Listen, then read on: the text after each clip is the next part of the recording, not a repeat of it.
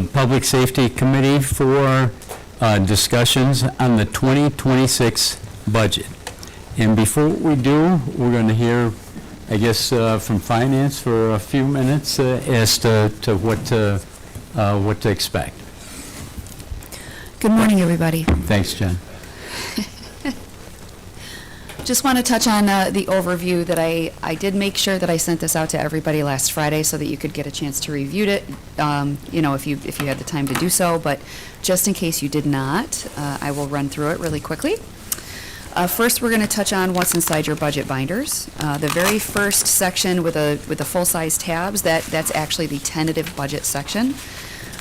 The operating budget tab includes the local share summary, which shows activity for all funds and displays the tax levy, property valuation, and tax rate for 2026, 2025, and the changes year over year. The capital budget section includes the status of active capital projects and a list of projects that are proposed for new or additional funding in 2026. Your personal services analysis tab shows the total FTEs by department for 2026, 2025, and the change year over year. And your fiscal status section includes fund balance and debt schedules.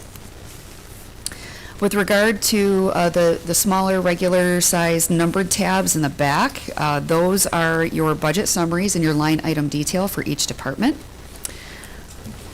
They are in order by organization number, so on the agenda that you have, there's a little number right before the title for each department. That's the tab that you're going to want to go to in your budget book. The budget summary components consist of your FTE or position summary. The position summary was slid into the front in the front pocket of your binders this year due to a little issue that we ran into with printing, so apologies in advance, but that's where your FTE reports are. And then there's your actual summary by department. It shows your local share summary at the classification level with comments, and the budget hearings will focus on that as they have in years past. And behind each department's summary is the line item detail, so you have the budget line by line. So that's obviously an expansion on the classification level of the summary, should you desire to dive a little bit deeper into that. Also on the front sleeve of your binders is the financial projections for 2026 to 2030. And the overall highlights that pertain to the 2026 budget, FTEs and governmental funds have increased 26.17 FTEs, the bulk of which I listed on the overview, and again, that was emailed to you rather than run through all of them. I just figured I would note the total. If you'd like the breakout, you're welcome to look through the overview that's also on your desk. Base pay, really quickly, just a reminder, includes the percentage increases for both managers and the applicable increases for the collective bargaining agreements. A 5% vacancy savings was included in this year's budget again, as it has been the last couple of years. We are currently running at about 8%, so we were comfortable keeping that at the 5% as we have the last couple of years. And just a reminder to everybody, we did note to the department heads, this is not meant to discourage them from filling their vacancies, but this is really just to account for the anticipated or expected savings that we're going to see due to vacancies, whether it's due to the delay in hiring or anything, difficulty hiring. That's really all that pertains to. We're not trying to keep anybody from filling their positions and, making their departments fully operational.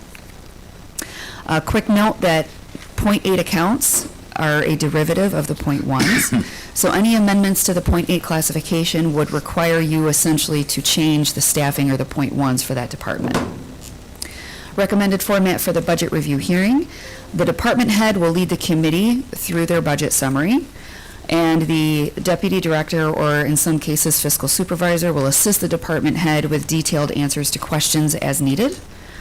You can refer to the budget by account detail as necessary, which is the line-by-line report, again, that's supplied behind the summary. And it's recommended that the committee vote on any desired amendments to send on to audit and control, either during the course of the meeting or at the end of the meeting. You can summarize all of them at the very end if you would prefer. It is further recommended that to the extent possible, if you propose amendments, that you offset any increases to appropriations or decreases in revenue, if you're capable of doing that. And just a quick reminder, the tentative budget is just below the tax cap. So just something to keep in mind. And that's it. And Jen, what is the tax cap for this year? Oh, the tax cap. Oh, It- 8.7. It's in the, on the, Not the tax cap increase, what's the total tax cap? 74.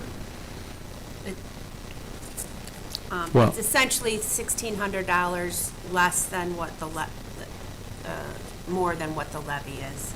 So the allowable increase is about 1.7 million. So the levy is $1,600 less than what we could raise the levy up to. 1,600? Yeah, so that's our margin right now. The proposed levy is $1,600 less than what, so we could increase the levy $1,600 more and still be right at the tax cap. Not 1,600, Kitty, right? Yes. 1.6? $1,602. That's how much we're below the Oh, tax cap that's right all? now. Yes. Oh, Yeah. really? Yeah, Okay. so the Yes. levy Okay. is pretty much right at the tax cap. I right see. now. Yeah. I see, okay. Of a county coming in over the tax cap? Well, You they're have to under vote. Raise the Age, the Raise the Age program where we get funding from the state could be jeopardized. There is a waiver program. The 1 year that we did override the tax cap, we were successful in getting the waiver approved. I'd say other than that, it's probably public opinion. There's no other consequence, so to speak. But the legislature does have to vote on first vote to override the tax cap, and I'm not 100% positive, but I believe that requires 2/3 vote of the legislature.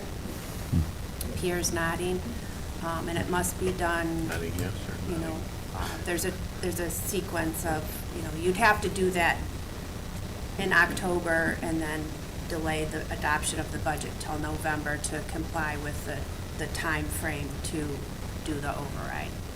Okay, so it's not exactly optional. And Jen, you mentioned that if we change the .8, that affects the .1. But also, if we change the .1, that affects the .8 as well. In order to change the .8s, you have to change the .1s. Right. Yes. Okay, but changing the .1 also affects the .8 too. Absolutely, yes. Okay. All right. Okay, well, Jen, thanks for that. Thanks, Kitty. With that, first up, we have District Attorney.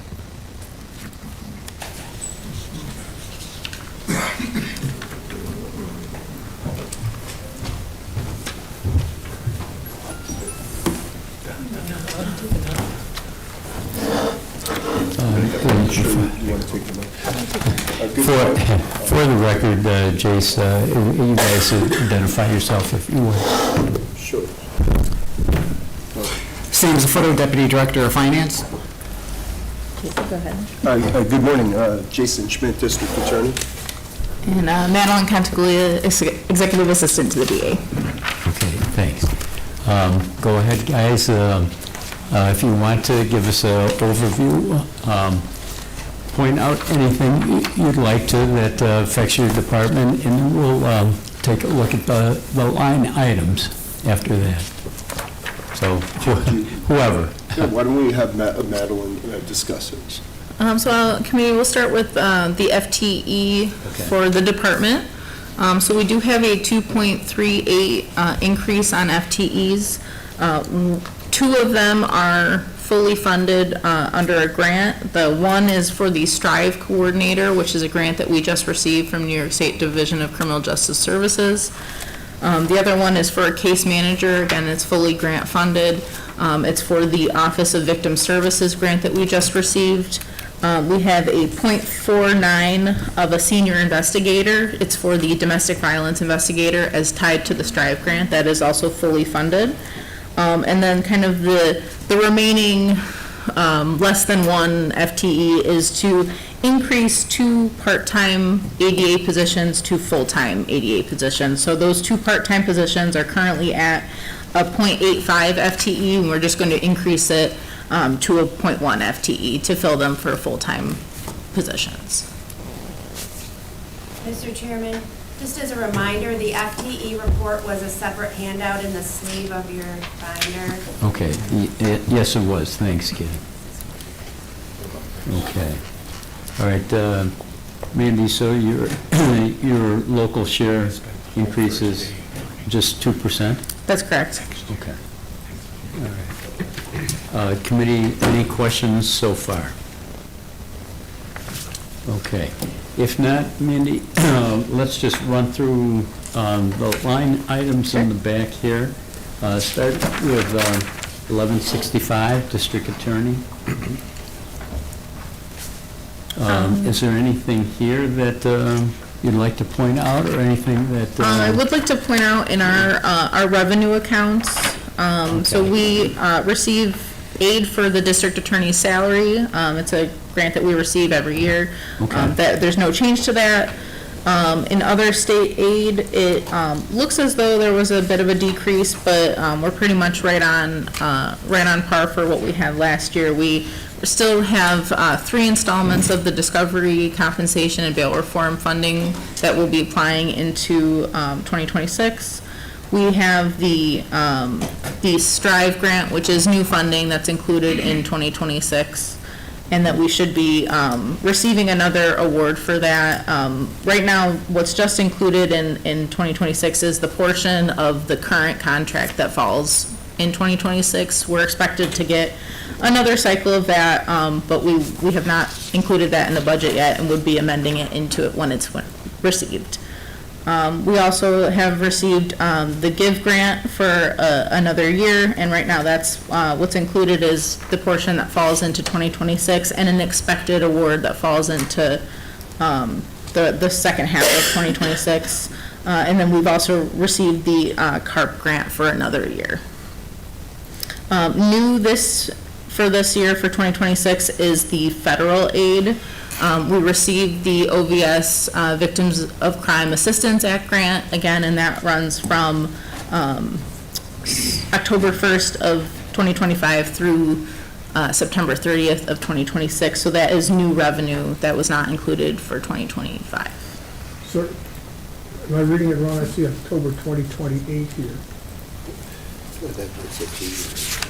It goes through, it's a 3-year contract, so the first installment is from 25 to 26, and then it goes through the September 30th of 2028. So we've received the entire award in 3-year installments. What's budgeted here is just this 26th installment? Yes, yes.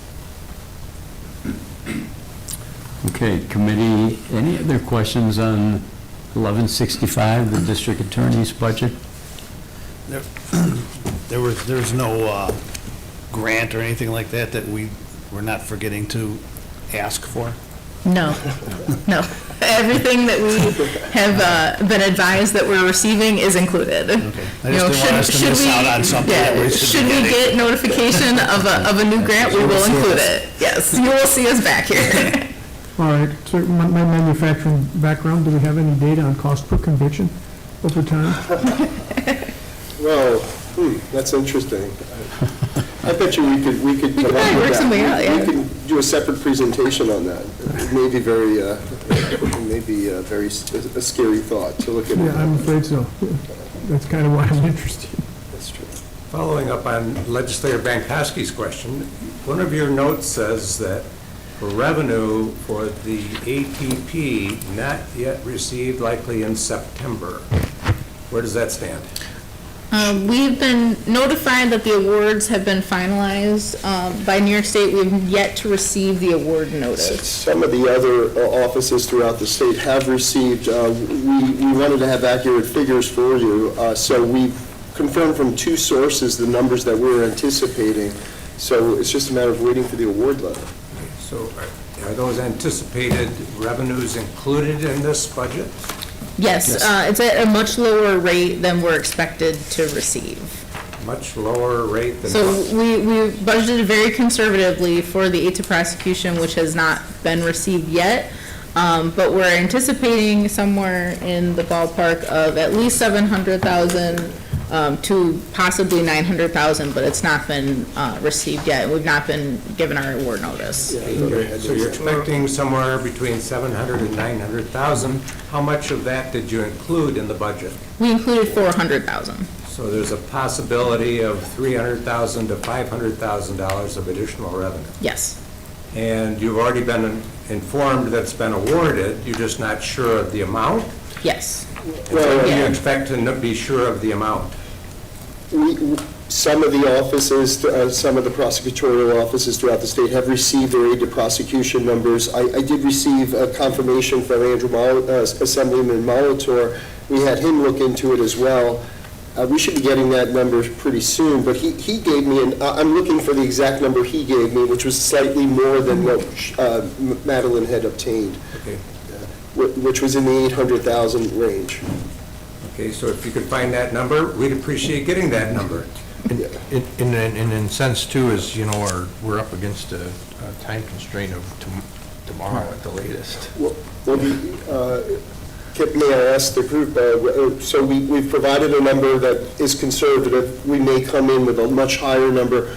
Are you hoping that we would apply that number in some aspect to this year's budget, or? To next year's budget. To next year, yes, for next year's. Yes. But this year, was there a concern as far as, the completion of this process for 2026? In other words, you would like to see that number in your finalized budget that's approved? Correct, yes. Yes. Because that makes the budget that much more accurate. Even though we might take a chunk of that and park it for use at another time for another fiscal year, rather than for the 26. In other words, we're coming in and saying, no matter what, our revenue with respect to this grant is 400,000. So we get anything over and above, and my goal was to save that money for, for another time. We weren't necessarily looking to increase our, the revenue that we've provided in our proposed budget. I'd like to save that because I'm not clear what we're going to look like a year from now. Let me just say this philosophically, that we're interested in any additional revenue that might be coming to you, so that we can potentially return that to the taxpayers, rather than overburdening the taxpayers with a budget that we know we will be getting additional revenue for. I'm sorry if I didn't do that very clearly, but I think you got the drift. I do, and I would just say the counter to that is sure, we have to get through the immediate issues that are, and challenges that are before us today. But we're also concerned that we don't know what tomorrow is going to look like. And so I think it is important to recognize we need something on the sidelines, because I can't come before this group and ask for additional money, given these, where we are right now. I feel very careful about that extra money. I hate to apply it to 26 when I don't know what's going to happen a year from now. We concur entirely, but we have the same concern at the level of the entire budget. Yes. And there's the same uncertainty with every department's revenue budgets, because there's a lot of uncertainty in the wind about federal funding and state funding, and that uncertainty is not going to be resolved anytime soon. We have to create a budget that's in the best interest of the property taxpayers of Chautauqua County with what we know now, knowing that that could very well change in the next months, years. And Jace, whatever you don't use in 2026, you can use in 2027. It can be carried over, okay? But we do need to have as accurate figures as we can for 2026, okay? All right. And Mr. Chairman, I would just like to add, for the aid to prosecution funding, that has been instructed to be used by DCJS to just offset the expenses that the DA's office incurs in the prosecution of violent felony offenses. So unlike a lot of our other grants, it can be used to just offset expenses. There's no increased expense associated with receiving that revenue. So once we receive it, we don't have to add additional expense to our budget to comply with the terms of the grant. It's just to offset the expenses that we've incurred. And I'd say too, I think the body with your department, Jason, too, has been really worked well with you the last couple of years to provide you with what you do need. You've come to us with some asks and we've given it to you. So, I would be rest assured a little on being a little reluctant to give up some revenue in sense of losing it, but, you've provided with some asks. Just even last month, we've created a new position for you without any opposition. So, take that as it is too. I do, I appreciate the group. The legislature has been overall very friendly, and I appreciate that what you're doing is a holistic approach to all of this, and all I can do is advocate for my department. I don't want to dispute anything that's been said. I do want to say that from my perspective, being the new kid on the block, the first couple of years we were very hesitant to ask very much of this group. And when we did, there was a negotiation, and we always came away with we asked very little, and we came away with less than what we asked for. We finally have slowly, incrementally grown to a place where I believe it's proof in concept until but based upon the performance and how we have created an operation that's working within the laws and so forth, I think we're there. I'm concerned I don't want to lose positions and go backwards because I believe, notwithstanding everything that's been said, I want to say this, I believe that we have been a good department for the legislature, in that I've been when it appeared to me as an outsider looking in that the county was more flush than we are certainly now, we didn't take advantage of that. We expanded our footprint, we tried to work within ARPA, whatever we can do, but now I'm finally there, and I hate to go backwards because it will be reflected in convictions and so forth. And meanwhile, we're strong. We're strong right now. But that, we've had our challenges. It's a challenge every single day for us. And I just want to have some money parked for us because I don't ask a lot. Yes, you guys have been good to us now. But, that's all. I just don't want to lose that extra money. I want that money to be there because I'm imagining next year is going to be another challenge for all of us. Unless you anticipate differently, I don't know. We anticipate that as well. Jace, you're not going to go backward. The Committee, Public Safety, Audit and Control have been very supportive in the past, and we will continue to be in the future. But I think the common concern here is the most accurate budget that we can for 2026 for the county taxpayers. And that's where we're coming from. Absolutely. Okay? Absolutely. All right, committee, any other questions on 1165, the district attorney's budget? Audit and control, questions on 1165, district attorney's budget? Mr. Chairman, looking at the detail, the vehicle rent/lease. For 1,100% increase. 111% increase.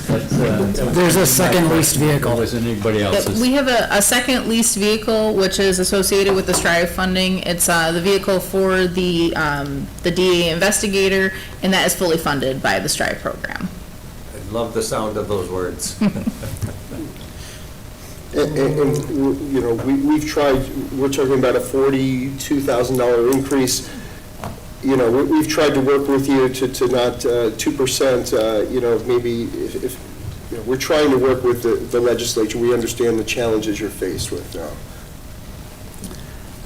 Pierre, are you going to ask about training and registration and tuition? I was going to let you do that, Mr. Chairman. Thank you.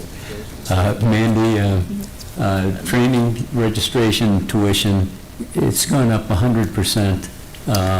Only $4,000, but Why the increase there? It's for both the Strive and the Give grants. There's a lot of training associated with the Strive grant. Since it is a new program, we have to send quite a few people to training events.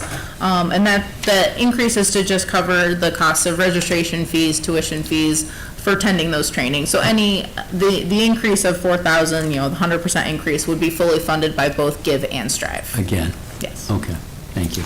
It's a mandate of that Strive grant. About the operating supplies. That was another one that's, Operating, you're giving money back on that one, but that's kind of been a roller coaster too. That's our forensic investigation team. Yeah, so this is, I've spoken about this before, you're looking at this from a county level, right? We are too. We're in effect, we are supplementing, your local jurisdictions that you represent, because they don't have the local funding within their municipalities to really, to do what they're mandated to do in compliance with discovery law. So we've had to come in, because ultimately that impacts the cases and the outcomes of those cases. So we're helping Fredonia, we're helping Dunkirk, we're Jamestown, we're there. It's, all of this, and the forensic investigation team, this is countywide. We're pulling from every agency. They don't have the money for these trainings. They don't have the money for the equipment, and we're trying to provide that. And the offset of that, for instance, I could speak to every piece of equipment, is saving in the overtime that pursuant to the MOU between all the police agencies before I came here, each local agency is paying the overtime, their own respective overtime associated with our call-outs in the middle of the night when there's a homicide or a shooting, and we're standing out there 2 a.m. So I just want to say, we're absorbing it here, but, we're offsetting a lot of what's going on locally that you're concerned with your own, municipalities. You're lowering it, so I'm more concerned that you aren't keeping enough. Yeah, Mr. Pavlik, I can speak to that reason. So we, Dan, don't go We can there. use some money from the prosecution. each year, we always budget $10,000 for equipment and possibly trainings associated with the forensic investigation team. It's mainly equipment. We tend to receive some funding through the Give grant that allows us to send some FIT members to specialized training or to host a specialized training for the FIT members. So I did not include that in case we don't get it. The $10,000 is just their general base budget for the operating supplies. And if we were to receive funding through Give to send them to a specialized training, we would just ask to amend that line. Okay, thank you. Hopefully you'll get that again, because it's an important program. We typically do, so, fingers crossed. Okay, committees, any other questions on 1165, the district attorney's budget? If not, 1169, crime victims. Mandy, anything here that pops out? That account actually was absorbed into the DA's 1165 budget, so we no longer use All right. that sub-department. Okay. Well, takes care And of we it. designate the crime victims expense with project codes. Okay. That takes care of that. Committee, any further questions of the district attorney? If not, thank you, guys. We appreciate it. Thank you. Thank you very much for your time. Okay, next up we have probation.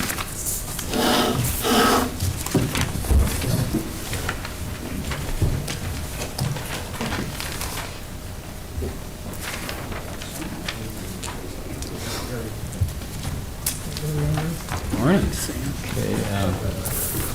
Okay, Gilbert, identify yourself just for the record. Good morning, I'm Gilbert Taylor, I'm the Director of Probation.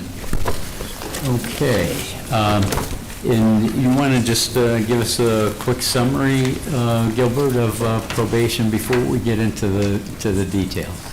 Anything pops out or anything? You've got one extra employee? Two. Well, okay, two, but one mandated? Yes. Okay. So a quick summary of our department is we've actually increased the amount of people that are on probation over this last year. We had a drop during COVID, but now we're back up to supervising approximately 1,100 people. And then we're also, that doesn't include the pretrial release, which is generally over the course of the year, another 1,500 people. So we are supervising quite a few people in Chautauqua County. And I guess I would say, before we start, we are a very cost-effective criminal justice agency when it comes to supervising and community safety. You have been. So, Yes. and before I go into the FTEs, I do want to say this. In 2021 or 2020, when I became the director, I had committed not to ask for additional staff for several years. And I've kept up to it. So when this came to me, I was not comfortable with the fact that I had to ask for this because I try to keep my word on things. So in looking at the FTEs, we do have 2 additional people. One is a supervisor, and what happened, to give you a brief summary of why we had to hire another supervisor, is up until this year, DCJS has allowed us to get a waiver that allows our deputy director to supervise probation staff. This year, the DCJS has come back on our annual plan when we do it and said we will not grant waivers across New York State for the deputy director to supervise POs anymore. This is a change across the state. This isn't just for us. They're not doing it for other counties either. The downside is they're pushing every county to hire deputy directors, which is a good system for allowing people to be trained to become the next directors. But for us, we've always gotten a waiver. So we were forced to hire because they can't supervise. And under H10, a supervisor can only supervise 7 POs. If we get rid of the deputy director, we would be supervising basically 7.5 employees to 1 supervisor. The state won't allow that. They would take away our state funding for certain things, and it could cost us quite a bit more than it would cost us to hire. So the first position, that supervisor, is really not my choice. I did not intend to hire a supervisor. It was kind of forced upon me. I don't really have a way around it. The second one ties in with what the DA's office is with Strive. They gave us the money for that position. It's $148,000 to pay for a senior PO. That senior PO will come in and financially, it's $148,000, but it's totally paid for by the state. That's no county cost for us. It does allow us to use a program within our county that actually saves us a little bit of money because we're not referring people out and eating the cost when they don't pay. So it actually does help us in 2 ways. So that's the FTEs. That's why we're asking for 2 more. Gilbert, you call it the Strive grant? Yeah, we have 2 of the same grants that the DA has. Okay, that's what I was Strive and going to Give. ask you. Same grant? 2 grants, yep. Strive and Give are both funded through the DA and through, it's the sheriff, the DA, Jamestown Police, and those are both grants that, the Strive is a brand-new grant, so that money is just coming in. We just got it, and we've been able to start billing for it from Okay. basically April forward. Okay, and when you mentioned that the state DCJS, that's the Department of Criminal Justice Services? Yes. Okay, they mandated this new position? For Strive? Well, no, not for Strive. For The supervisor? The supervisor thing? There's always been an expectation, well, there's always been the rule under H10 rules, which are under But DCJS. you had waivers before? We've always had waivers, Okay, and they just removed the ability to get waivers. I see. Gotcha. So Okay, if they would have gave us a waiver 1 more year, I probably wouldn't be asking for a supervisor. I got you. So, I got you. Okay. All right, go ahead. As far as probation line items, is there anything here, Gilbert, or Sam, that jumps out that you'd like to call our attention to? if we go right to the line items, I think if you look at our line items, and you see that on almost everything we went through, I have on almost every line item a reduction. What I've done is, I went through every single item and seen where I could save $500 or $200 or $300. There are a few things that were added in there. Part of those are going to be reimbursed through the Give or the Strive grant. For instance, well, I'll go to the big noticeable one would be like training dollars. A couple years ago, we had a massive amount for training because the state was requiring us to send all of our new POs away to training, and it was about $14,000 a person. Now we've made an agreement with Erie County, and we're paying about $2,000 a person. So we've saved enough there that we were able to reduce some of our training dollars. So that's a fairly noticeable one. I think, Mr. Nebel, you asked about mileage a couple years ago, and I believe Mr. Pavlock asked about mileage a few years ago. We are finally down to, we have no leased vehicles anymore. We've gotten rid of all of our leased vehicles. We've used grant money to purchase new vehicles, so that reduces our mileage down. We left a safety net in there of mileage for when we have trainings and things away that we couldn't have a vehicle for someone. I don't anticipate that money being used at the levels, but it is a very reduced level from 5 or 6 years ago when we were paying $35,000 to $40,000 for mileage. So that's a significant saving to the county. The only other thing that is in there that is noticeable for change would be there is a $3,000 in there on the line item for apparel.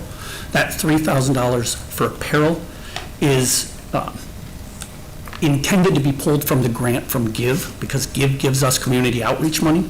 So we actually can use that GIVE money to pay for that apparel if we buy clothing for our probation officers when they go out and do GIVE details and things like that. Or a new suit for Sam. So There you go. So that's probably the most noticeable thing in there, is that $3,000. We've never had an apparel line. Okay. All right. Committee questions on probation? Mr. Chairman, Go ahead. so I've spent the last couple of days thumping people about their budgets too high, but in this presentation and the last one, I laud them both on being very tight on their expenses. My concern is what we're not hearing, that we often hear in some of the other presentations, is what are we getting for our money? And quite frankly, I am an advocate of spending more money on this side of the equation. So one of the things I would ask you is, what's your metric of success? Recidivism percentage of your 1,000 people year on year, I mean, year by year, I would think would be one, and how's that going, and how can we invest more to cut that recidivism rate down in your population, for example? For the district attorney, what's his conviction rate by major crime, minor crime? Because I think you guys do good work, and I would like to see more of it, not less. So again, I congratulate you on your thriftiness. I love it. I wish a lot of the other departments were as thrifty, but in this case, I'd really like to see what we're getting for the money, because I think we can get more. I'm kind of glad you asked that question, because I'm not. I'm a firm believer that I am a steward of the money of the county. I believe it is my job to make sure I'm not spending money we don't have. The other thing I believe is our primary goal is community safety. Right. So for years, county government, we've expected, just as a senior position, in the past, the senior was kind of given to people that were there for a long time.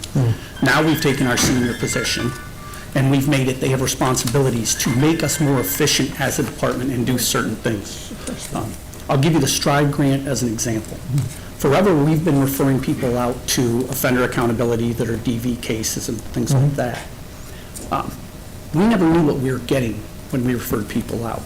By bringing it in-house, we would be forced to violate someone and send them to incarceration, which the rate for a person to be in jail is far exceeds the pennies per day we are basically charging. But by allowing us to run our own accountability program, keeping it in-house, we don't have to worry about other departments, and we can make sure we're getting the training and what we want taught to the offenders. So we've actually pulled things in to make us more efficient, giving us more authority over what we send out. The other thing we've done is, I've known over the last few years that this, forgive me the expression, the golden cow is going to leave. So over the last 3 years, while finances were good, we've used our money to invest very heavily into things. We have provided all of our staff with the body armor they need, the firearms they need, the tools they need to do their job better, the vehicles to do their job better. So we're able to go out, do more home visits, get more contacts made with no extra cash that we didn't have. But we've also planned for next year. So by reducing training, we still get everything we need. I don't think we need more money. I think the money we asked for is a fair amount. If you gave me more money, could I find a way to spend it? Sure. Do I need to spend it? No. So, well, and I absolutely congratulate you on that, and I wish some of the other departments we reviewed in the week had as fierce an attitude along those lines. I would, just as a matter of information, and not for this meeting, is what is the recidivism rate out of the parole population, and what drives it? Because that's, I would think, your measure of community safety is, do they get in trouble again? And at what rate do they get in trouble again, and is that getting better? It really, if you went for recidivism, you'd have to look at the individual charges and what's happening. The most common metrics to decide if someone's going to get in trouble again, usually housing is a big one. They look for housing. They look for mental health. They look for drug addictions, drug issues, and then employment. In our department, we run an employment program, so we actually reduce that. And so we're working on employment. That does reduce the recidivism rate. I don't think you can look at one specific, you can't say it's all one specific recidivism rate. I don't know what our actual recidivism rate is in our county at this point. I can find that out for you and get back to you. I would just, if you have a better metric, I'm all ears. well, we use what's called a compass tool. It's an assessment tool. We use greatest, medium, high, low risk. What we do is we take that, and I think I've told this group before, someone in DCJS a long, long time ago, when I first started in probation about 15 years ago, gave this number, and it's always made sense, it's always been pretty accurate. If you took the probation population, 20% are one-offs. They'll never be back on probation again. They just won't be because they got a DWI or they got caught up in something stupid. They just were stupid, and they got done, and they'll never be back. 60% will be back 1 or 2 times, but they're not hardened criminals. They're not violent. They're not rapists. They're not gun charges. They're just stuck on stupid for the most part, and then they come back a couple times. There's 20% at the top, and those are the ones where the DA has no choice but to plea, or we get them on probation. They shouldn't be on probation in the first part. They are violent sex offenders that have been reduced down to a non-sex offense cases, which we have a lot of those in our county. Those get sent to us, and then we have to figure out how to mitigate the seriousness of the charge and monitor them a little harder. So if you really wanted to look at it, about 20% of people we have on probation at any one point are very high risk. And those are the ones that we spend most of our time dealing with. So it isn't a direct or an accurate recidivism rate, but that's really pretty accurate for us.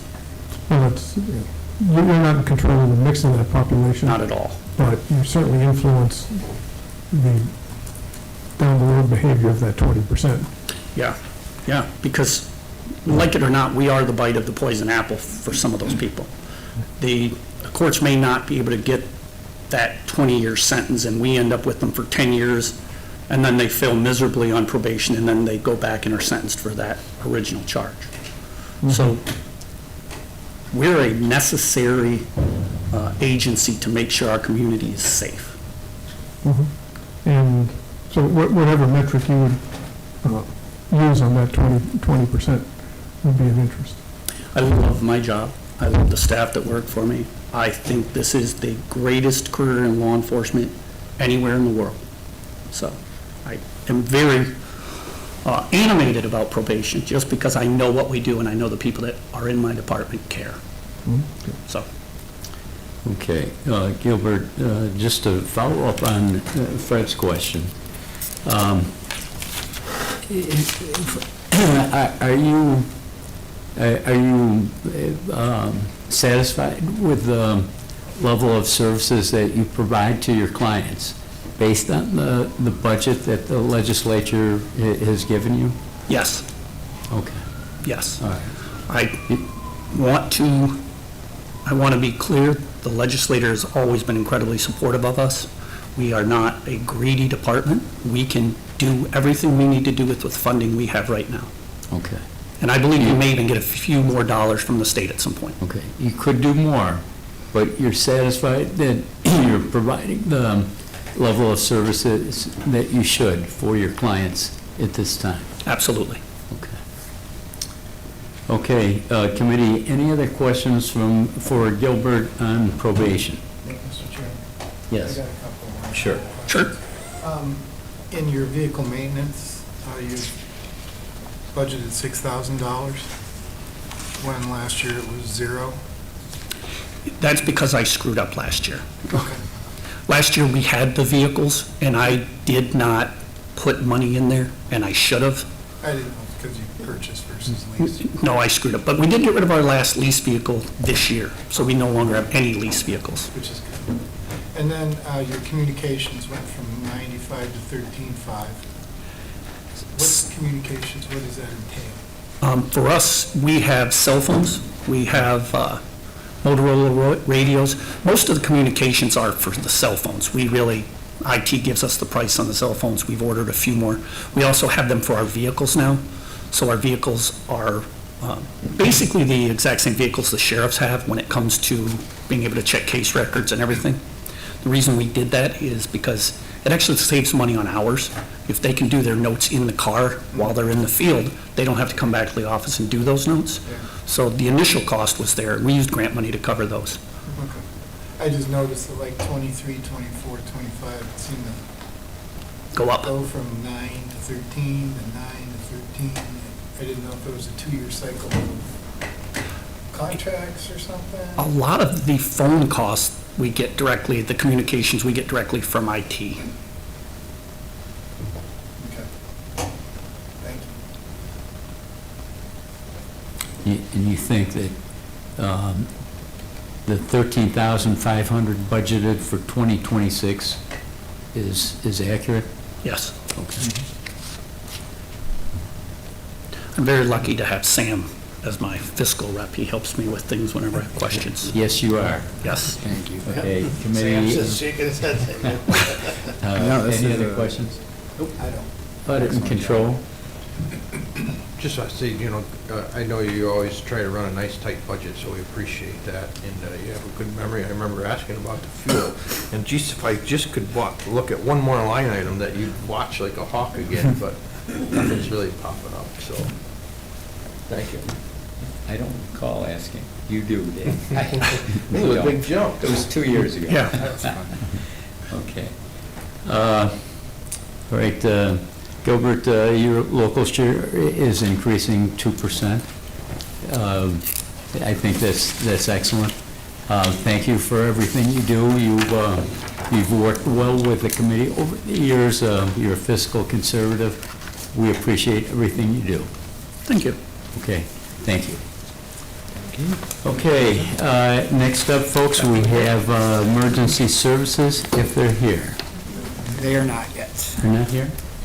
They are coming. Sheriff's. Let's take the sheriff, he's here. Well, let's see. Only trouble, I think the sheriff's going to be here for quite a while. Oh, yes. Oh, yes. I bet you can do it in 5 or 10 minutes.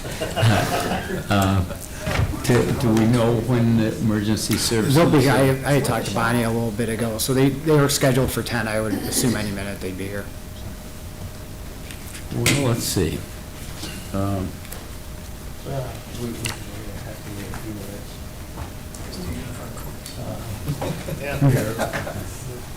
Unified courts. Yeah, I don't think anybody's here for unified courts. Nobody ever is, usually it's. Yeah,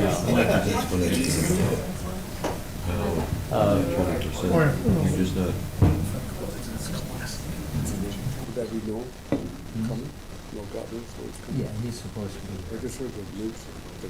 That's Jen and Sam, would you guys be able to address unified courts? You could? Okay. All right, look, we'll take unified courts next, okay? Get that done. Hang on. We're ready for you. Yep, bye. Okay. You saved me, I was about to grab a cookie, so that's a bad choice. Bad decision. Not a nutritious muffin, but a cookie. That's right. I have priorities. It's, you know. And there isn't too much for unified court, so if, you know, No, if there you really can, we can clear that up. And Yeah, absolutely. By that time, emergency services will And be. emergency services is coming in right now? Then let's take them. Are you sure? Yeah, let's do them. Okay, because it won't take long. Stay Okay. on it, let's do it. Stay on it, let's do it. She said Man, she's got we it. go back to the cookie. These guys. Bonnie, we're all set for you guys. Oh, he is on his way? Yes. Okay. Then we want to wait for Noel. So Get back. Yeah. Where you going? Stay away from that. Stay away from the cookie. Thank you. Exactly. Come back here. No, we're going to do unified courts now. Jen? We're going to try this again. Okay, one more time. Terry, you're making me get my steps in today. I know, I'm sorry. No, don't be. That's absolutely fine. Okay, committee, we're going to take unified courts next. Jennifer, Yes. Go ahead, please. Good morning, Jennifer Swan, Budget Director.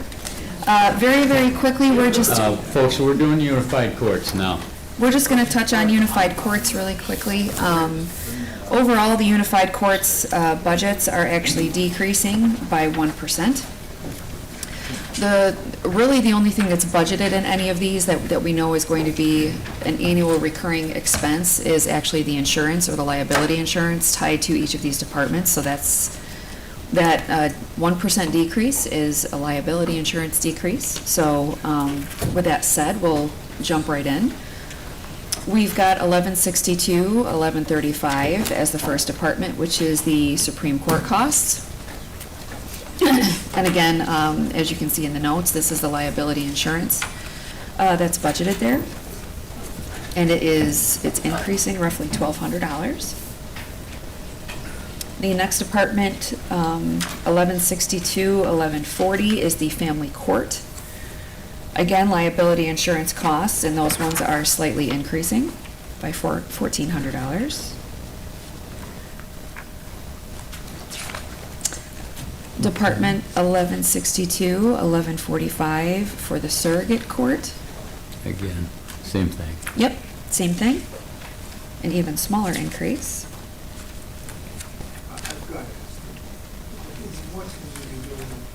In court, unified court, things that would be a cause of potential liability. The allocation is, again, from the CS fund for all components of our insurances. So property insurance is mainly probably the portion of the. Okay, so it's not liability, it's property. All right.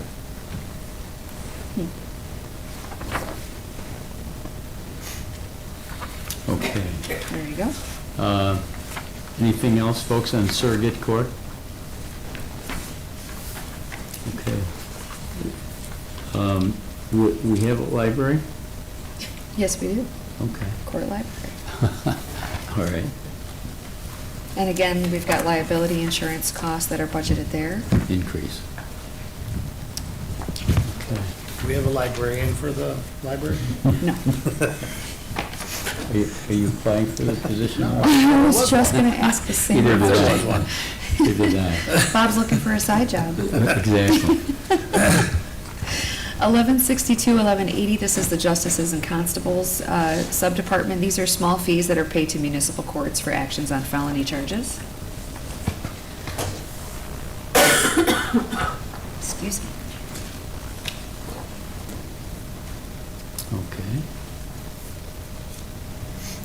And then 1162, 9999, the Unified Court Miscellaneous Department. This is where New York State aid is received to offset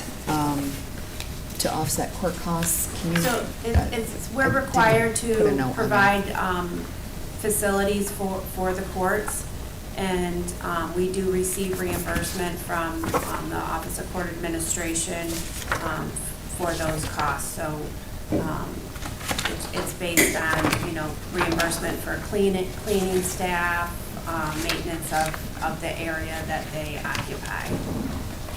Can we triple the rate?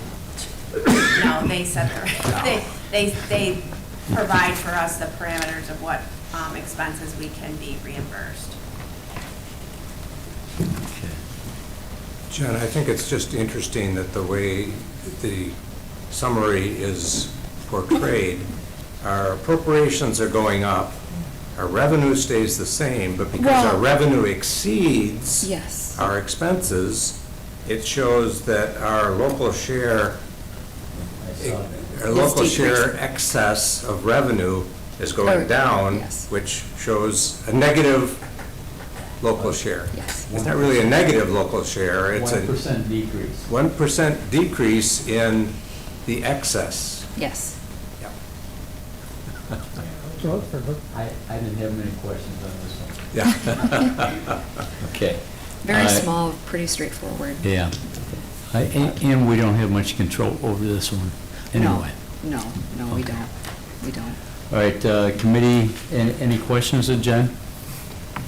Audit and control? If not, Jen, thank you. Thank you.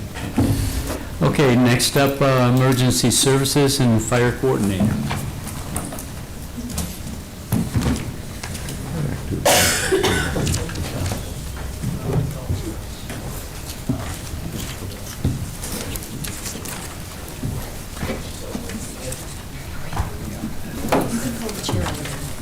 Was in the way.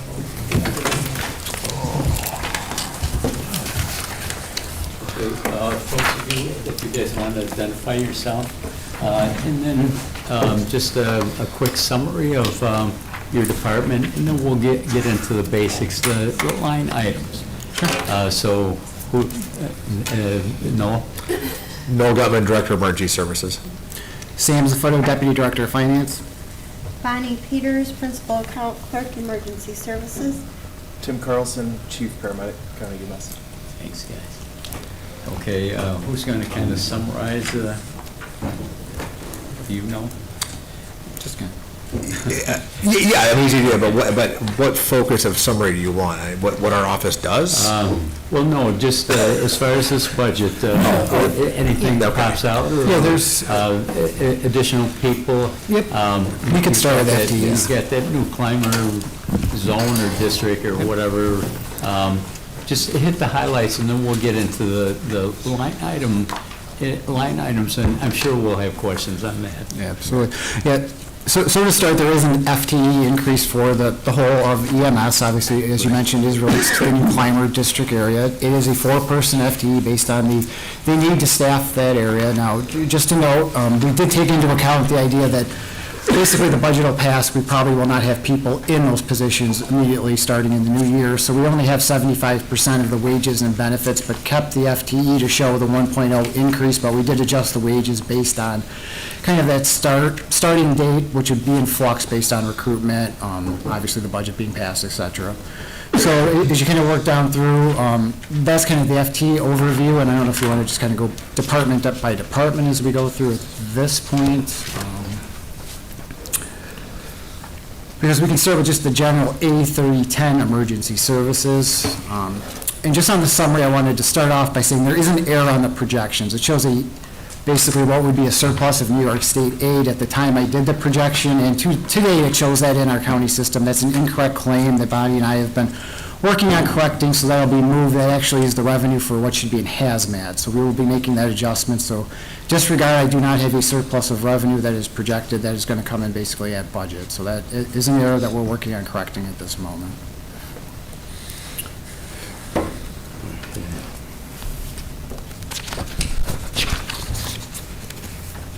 Okay, anything else, folks, as far as that?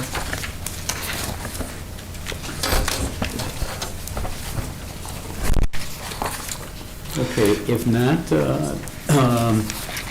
let's get started with 3010 emergency services.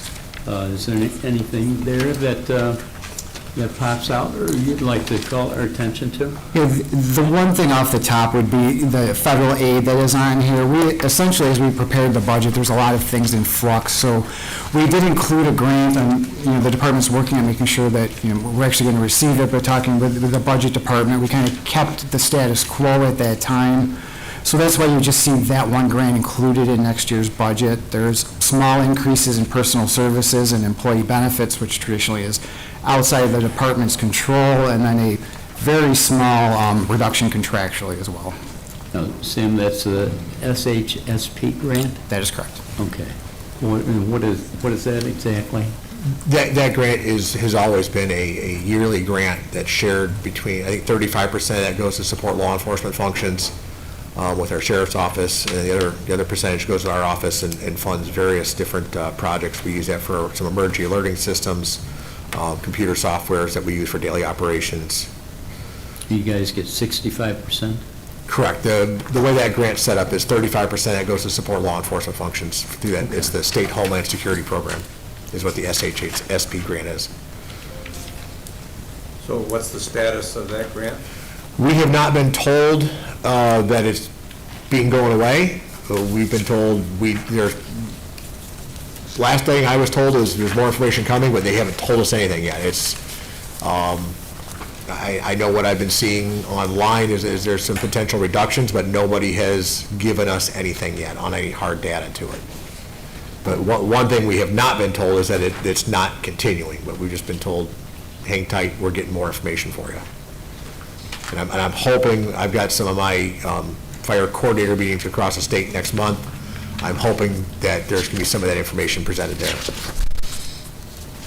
And there's 62 county fire coordinators and sheriffs across the state that are anxiously waiting for that information that just hasn't been presented to us yet. Would you plan any decrease? We did. We kind of went with what we have gotten before, and again, although we don't know that we're going to get it, that piece helps to fund some of our staff.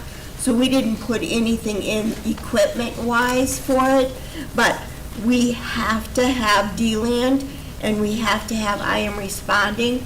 This covers that.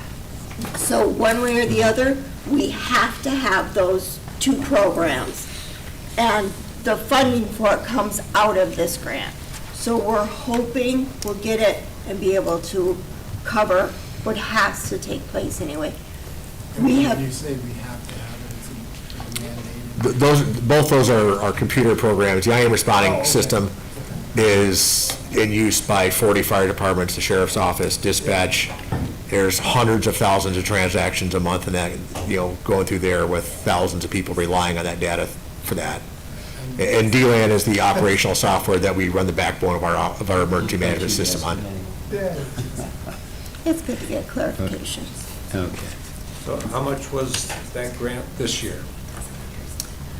I don't know that I know that, I'm sorry. In Peter's question, roughly, what are you not including in this anticipation? Typically, we've always been able to find, some equipment purchases to upgrade various specialty equipment or various Dollar office amount. equipment. Are you leaving 100,000 out that you were No. roughly? Traditionally, over the last many years, that grant, well before I started here, that grant was very robust, and over the years have been going on, that number has been decreasing every year. We can find out the exact number. I don't have that in front of me. I don't have that with me. The amended budget for 25 was 111. Is that? That sounds about right.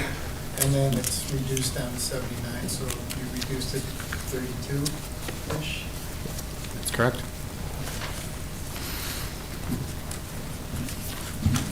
Thank you. Okay.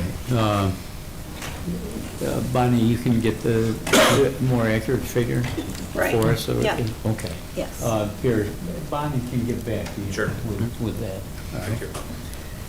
Okay, So, can I clarify on that? sure. So, just so you guys know, what we did here was, and maybe I'm not saying it correctly, but we know, we know what D-Land and I Am Responding is going to cost us. So we are hoping that the grant is at least that much and will cover those. Anything additional, we would do a resolution for, because if we're gonna buy a piece of equipment, we would ask, when we know that we're gonna get more in that grant, we would do a resolution to include the revenue and the expense for it. So we didn't put expense in here that would be associated with grant money we're not anticipating. It would offset the... Right, grant. so when we do find out what it is, we'll get the expense and the revenue, bring them both into budget at that time. Okay. Okay, any other questions on that? If not, let's go to the line items, 3010, emergency services. Is there anything that you guys would like to call our attention to, or that pops out to you guys? 3010, emergency services?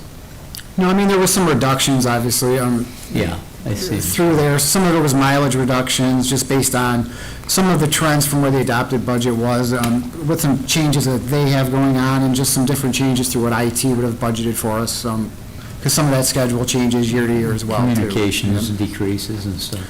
Okay. Committee, questions? If I could note one more item, please. Our lease is going up as well, so that is in that 4,300.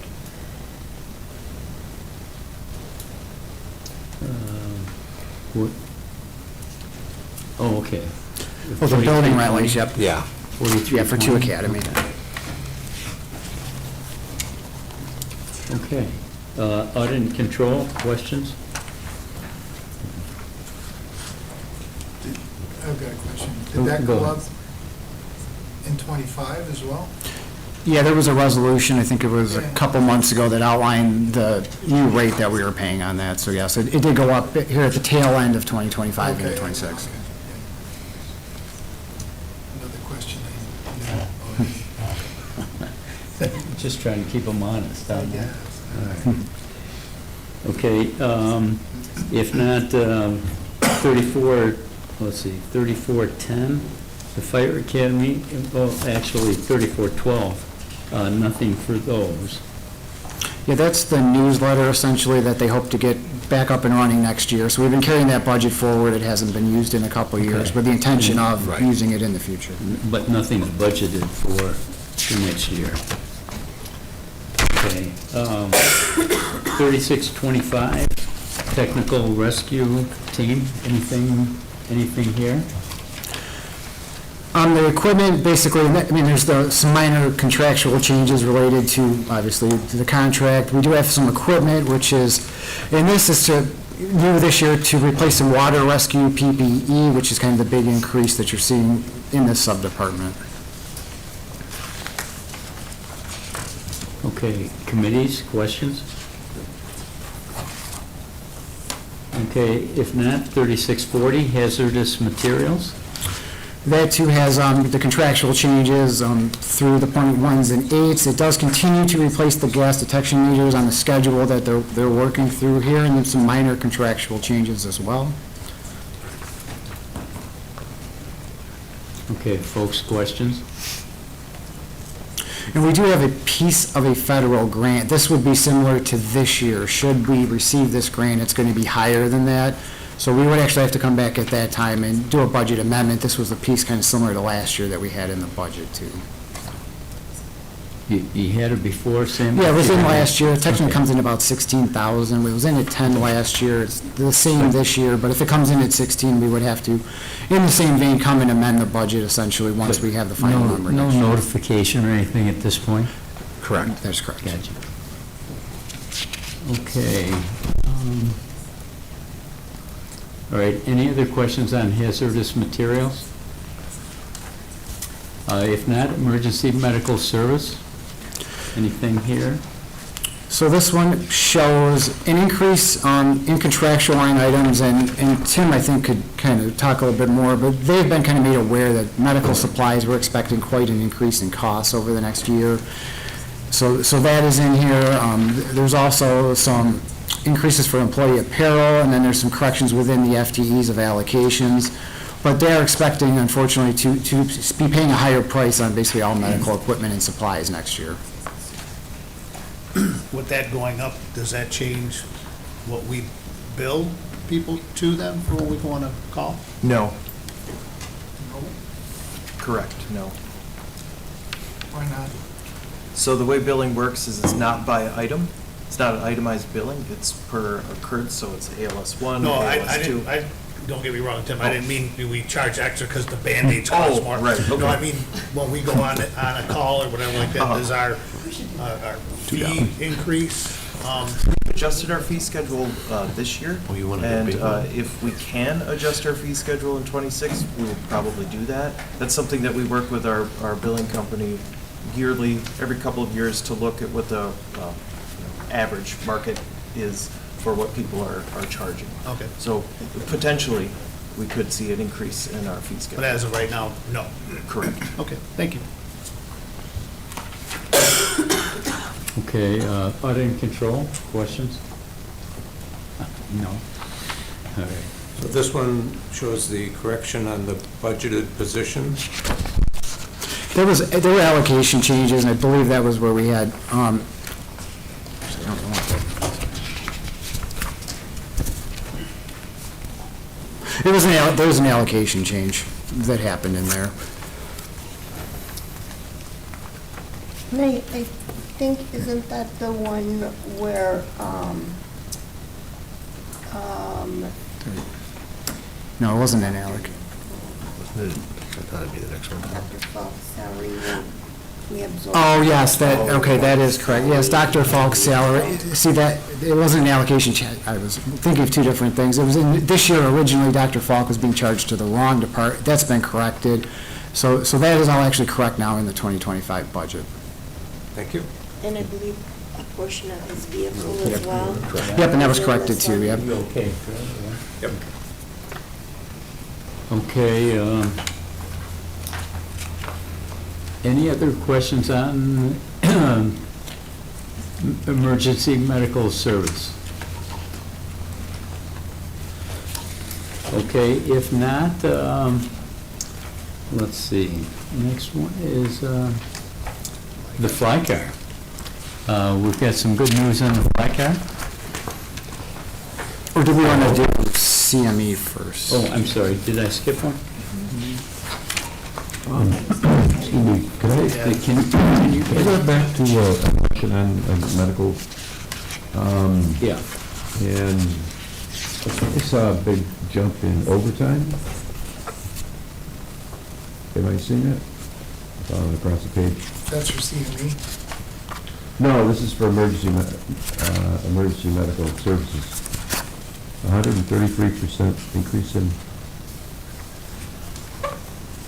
overtime pay. But, Or other, I'm sorry. but the dollar amount is $2,000 as far as the increase. The percentage is high, but the actual dollar amount is not that much, but folks, if you want to address that, please do so. Yeah, we can. If you take a look at over the last couple of years' trends, the overtime trend has been higher than what the budget was. So that is a right sizing. We finished the 2024 year in that department in overtime at $3,300. Last year, at the mid-year point, essentially, when this was done, we were at $2,000 with a budget of $1,500 in 2025. So this is just right sizing, essentially, that account for what's actually being in reality.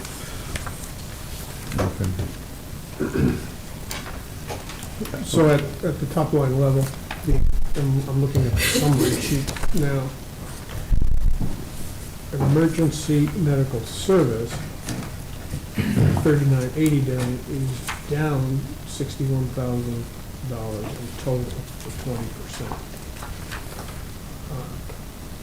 Was that a reallocation that did that? I'm just looking at this. Because there is an employee who has retired, who is being replaced, obviously the wages go down with that, so there's a longer-term employee who's exited, who's going to be replaced at a lower, essentially just the way it works, you start out at a lower level, essentially. So that, because we went from 313,000 to 252,000. If that's what's driving that, then fine. I'm right up on the summary sheet. Oh, okay.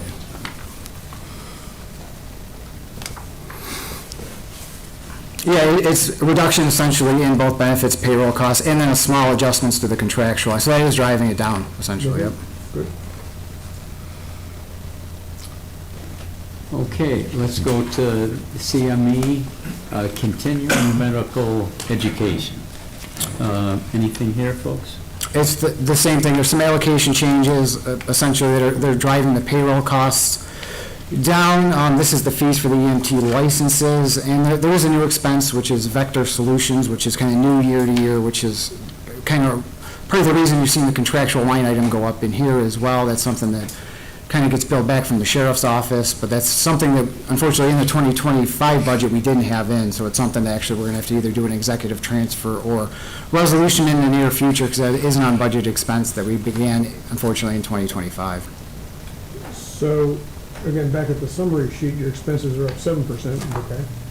$8,000, but your revenue is up 51%. Now, is that revenue coming from other Chautauqua County departments, or is that revenue coming from outside the system? So a couple of different things are happening with that one. And Tim helped me with this, but as we have more agencies coming underneath of us, they have to the individuals, the EMTs, have to maintain their trainings. So that is coming to us in-house, Right. We file for the reimbursement, so that money is being kept with us instead of being passed through. Well, and I get that. I'm just trying to figure out, is this an intramural in terms of between your department and other county departments, or does this have to do with exterior funding, state funding? Exterior. Not primarily state either. It's from an increase in attendance in classes and an increase in class offerings. So fees? Yes. Fees, okay. Yep. So, I mean, if your revenue's going up 51%, your expenses are going up 7%, in my book, that's a good deal. The net local share is about equal from last year. For those of us who don't understand, could you explain Vector Solutions? That is the online platform that all EMTs and paramedics have to do every EMT and paramedic is a certification, meaning they have to do so many hours of training in those 4 years to be recertified. That Vector Solutions is the platform that almost all of that gets done for all of our EMTs and paramedics in the county to maintain their certification. It's all online training. That sounds a whole lot different than what I thought it might be, so thank you for the explanation. I have just kind of a general question. When I see overtime pay going up, I wonder at what point does it make sense to hire another full-time employee? I mean, how high does overtime pay? If we keep paying people overtime, and then is there a point where you say, maybe it's time to hire another part-time or another full-time employee? We agree with you on that. So please remember that next year. I'm just a little aghast that a suggestion was made to hire more, so. But there's a point where your overtime costs might exceed a full-time employee. I don't know. Well, when your full-time employee is 66% of your overtime cost, you're about there at time and a half. Benefits usually outweigh that, once you put the healthcare package in there. That's true, yeah. Do you have vacancies? Write that down, Bonnie. Well, yes and no. We have one, but it'll be rectified very shortly, I believe. Yeah. But not pertaining to this exactly. Right, not, our opening is not in CME. CME. Right, yes. The other question too, does the overtime keep guys around too, or ladies, you know? Sometimes that's a nice extra kick for people too, and then. Oh, for sure. You know, and understood, you know, people will anticipate a little extra overtime too, and will work it, so it's an added benefit. Otherwise, they may say, well, you know, the only reason I'm staying here is because I can get a little overtime, where would go over here, I could get paid a little more, or vice versa, you know, so it's, that is in consideration too, I mean, to a point. So Tim has been working on, once we get the new fly car in, you know, how that will affect us then having 5 stations. So again, maybe, you know, potentially there will be something there in the future. So that will help that over time. Yeah, some different options. Yeah. And sometimes full-time doesn't, maybe we said this already, cover what's needed for the overtime. You know, you can't just plug in a person full-time because you're gonna spend an extra hour one night. Correct. Yeah, I get It doesn't eliminate overtime complete. You can't just eliminate overtime with a full-time employee. Does that make sense? That's true. Okay. That's true, yeah. And remembering that, you know, we do have casuals who come in and pick up some open shifts, but usually the casuals work another full-time somewhere else, or, you know, possibly, so it's not always an easy thing for Tim to get a casual to come in and fill a spot, and it has to be filled with, you know, with a person who already works. That's what Noel's here. When you say casual, is that an employee? They wear shorts. She's referencing now like fly car, which, Okay. yeah. I thought it was.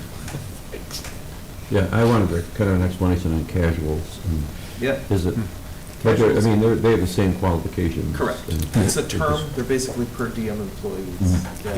There were EMTs or paramedics. Correct. They carry no different certifications, it's just their classification within HR as to their work status. Okay. The hours they work. I come from, I always refer to them as part-time, and she always corrects me. But, yeah. I've been called a casual, it wasn't good. And I apologize, because I did jump ahead, that would not be a part of the CME, so I So apologize forget that for position for next year. We'll be back next year. Okay. Committees, any further questions on that sub-department? No, I just, not really, where's the new fly car gonna be? I know it says Clymer, but where in Clymer? At the Clymer Fire Station is the plan. Okay, and that brings us to the fly car. 3989 emergency medical service, EMS fly car, and ambulance service. Folks, anything here stick out or anything you want to call our attention to?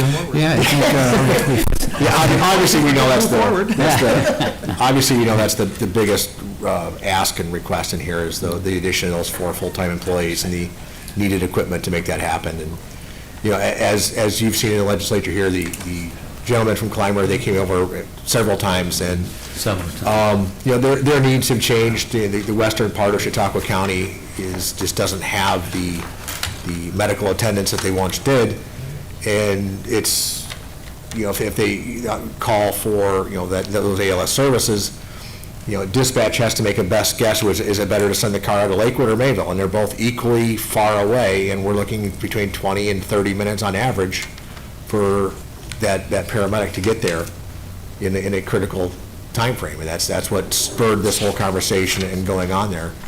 And obviously, being, you know, we say Clymer, you know, that's where they're going to be stationed, but like any other facility, it's a regional asset.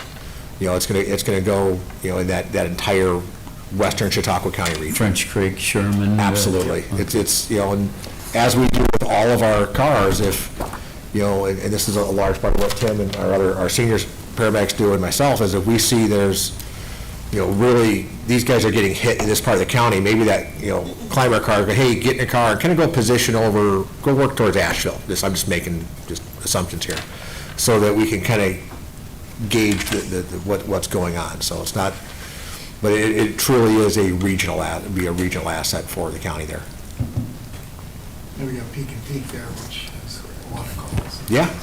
There's been a lot of instances where there's been, there's a few good providers in that area, BLS providers, and basically pure luck that there has not been some fairly negative outcomes in that region. So it's definitely needed. The response times are quite drastic out there. Yeah, Tim, this has come up before, okay? And I think I did question the need for a fifth fly car. My question at the time was, couldn't we service Clymer with the Mayville car? But you guys have done the analysis, you've talked to people, you've looked at the situation, you definitely feel that this fifth fly car is needed. In some instances, It is greatly in the better interest of the public safety of the western part of Chautauqua County that we look to doing this. Okay. And it can't be serviced, or you don't feel effectively serviced by Mayville or Lakewood? It would be a disservice to try and continue using those two assets to go that 25 to 30-minute trip on every emergency mode. If that's the hand that we're dealt with, we'll continue to do the best we can within the limits, but when we have cars responding. No, we're going to do what's in the best interest of the county, and actually I feel this is, but it is a big increase. Right, and none of us sitting here take that lightly, and we truly understand the financial ramifications of asking for this need. But we truly stand behind it, that it is an emergent need that we need to fill. And I think the situation has changed as far as the Clymer Fire Department. Not as many EMTs or not as many people responding to calls. Was that part of the equation? And in that entire region. It's like, I want to keep hammering the term, the regional asset. It's not, we're not doing this for Clymer, we're doing this for the entire region, for the entire county. Mutual aid doesn't, yes. Okay. And it really is I really believe every one of those fly cars is a regional asset. They just are stationed somewhere. Okay. And that entire region is truly suffering from a lack of basic and advanced providers. And this is something that, we as our office feel that we can help with the public safety and life safety interventions by doing this program. If you take somebody from Mayville or Lakewood and send them to that area, then it decreases Mayville's. Every time you move one car, every time a car goes out somewhere, someone else is lacking. It might be suffering.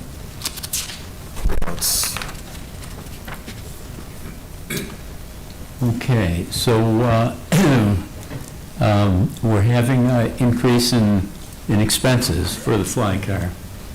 But the good news is we have had an increase in revenues.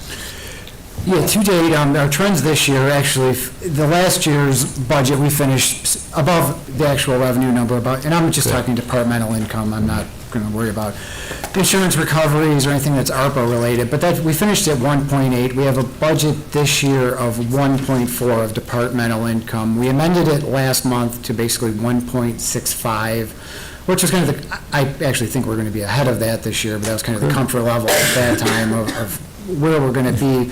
And then That's what we like to hear. And then the actual projection for 2025, it was not just worked on by myself and the people at EMS, but actually our billing partner also, consultant firm, also kind of weighed in and kind of gave us a very detailed projection that we kind of took a look at, and that is kind of very much the number we were using based on what they're collecting, what they're seeing. They were aware of the change with Clymer, so that was a number. Okay.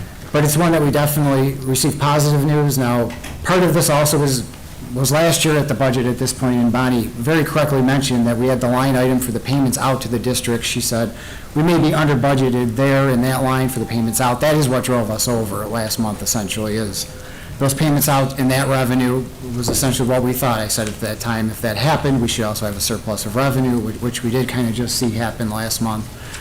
So it has been positive. We are gonna, we will need another amendment as the year goes on. The payroll costs are trending to be over budget essentially at some point, depending upon how the year finishes. So it is gonna be close as we get to the end of the year, but it has been positive news over, from where we were essentially a year ago, where we were using fund balance to get through the September to December period. So, along those lines, and again, up at the summary sheet, expenses are going up 22%, okay, there's a new fly car, more services, fair enough. But our revenues are going up 42%, so again, overall balance is going in the right direction. So I just have to make sure that that 42% growth in revenue is not intramural, that it is actually coming from outside fees or the state or the feds or wherever. So it's. Yeah, the departmental income is what we're getting through our billing. It has nothing to do with federal, state aid. It is 100% the billing from the fly car program. So to insurance companies, consumers, what have you. Absolutely. Private pay, Fred. Private pay. Private pay. That Okay. figures into it. Revenue growing faster than expense? Because otherwise I would bark at the 22%, because our population as a county isn't growing. We're adding extra services as opposed to reallocating services. But your revenue's growing faster than your expenses, good, fine with me. I have a question, if I could. Go ahead. So, I completely agree and support the installation of the fly car in that area. So, and I also, if it's a cost to the county to do so, I'm in support of that. But I also want it to be done properly, and also if there's, I want the finances to be correct. So one concern I have is that these municipalities, do they support at all this move? And my question really is, a lot of these towns will support their fire districts through a fire tax, or these other municipalities support the fire districts to do this service, and now they're not doing it. So do we, I don't want to have a double tax, if you will, for those residents, right? They're already paying for the service, but they're unable to provide it. So now they're going to pay an addition in their county tax to do this. So they're, my point is they're getting kind of double taxed. And also the rest of the taxpayers are chipping in a little to help out, which like I said, it's okay, we need to help, and the people in that area really need that extra support. Because if I'm having a heart attack in that area, I don't want a car coming from Mayville to save me. I want a car coming a little closer, okay? So, I support that, but also, we want to look out for the taxpayers in that specific area for not paying a double tax, and if these local communities are helping to support this at all as well, that's my question. I can answer that. Our local communities are very supportive of this. Funding-wise. Well, Funding-wise, and that's my question. I know they're in support to get the service, but where's the funds? And do those local communities already pay through a fire tax for an ambulance service and EMS service that they're not getting provided? Clymer and French Creek do it. Well, then, some of these townships have fire departments, and yes, the taxpayers do pay a fire tax, but some of the fire departments don't have an ambulance service. Okay, so. How about the specific area? So I guess in a roundabout way to answer your question, one way they are, I would say, financially supporting this endeavor is, we're making our plans to move to Clymer. They're not charging us to be there. They're not charging us for any of the things that we're essentially living there rent-free to provide this service there. So that would be one form in which they are providing us, and that also exists in our other fly car areas that we're not paying to be where we're at. So there is some, and I think that might be a little odd in some forms of county government, that we're essentially residing there without expenses to be there. Yeah, fair enough, but to elaborate on Dan's question more broadly, as volunteer fire departments struggle, nationwide, to what extent are we going from a volunteer service, which is quote-unquote free, to a paid service here? Is Right. there an ongoing shift going that is actually going from for lack of a better word, the private sector to the public sector that we're reacting to? Yeah, that's what we've been doing since pretty much inception. And that's going to continue to grow. With our agreements where we have departments that are operating under our umbrella of operations, we're kind of drawing out our system to a blended paid and volunteer system to try to draw out volunteerism as long as we can in the county and supplement the areas of need. You know, you're talking about tax district sort of kind of for EMS for counties to establish, to fund. And I don't think that's an inappropriate conversation to be having at all. You bring up good points. We've all talked about that. If a township is paying for a service that we are providing, there is a concern of the double cost. And that's a very delicate needle to thread in the future if and when EMS becomes an essential service. We will probably have the ability to have some more of these conversations with our partners in the future. And we have to make sure that we have those conversations with these townships and villages and municipalities and the other people that we're working alongside so that we don't cut off our noses to spite our own face. No, and that's, I completely agree, and that's what I'm in support of moving forward with this. You know, I just think that those conversations need to continue to take place so that way, you know, the money is correct in sense for the taxpayers as well, you know. And, you know, if districts around here, if they have an ambulance service, they do fundraising, they take it out of their budgets to buy an ambulance and to send people to EMT classes and do all this, you know, and that support can still happen. And I also want to, another comment I had is I hope that these departments continue to promote and will fill the gap again, you know.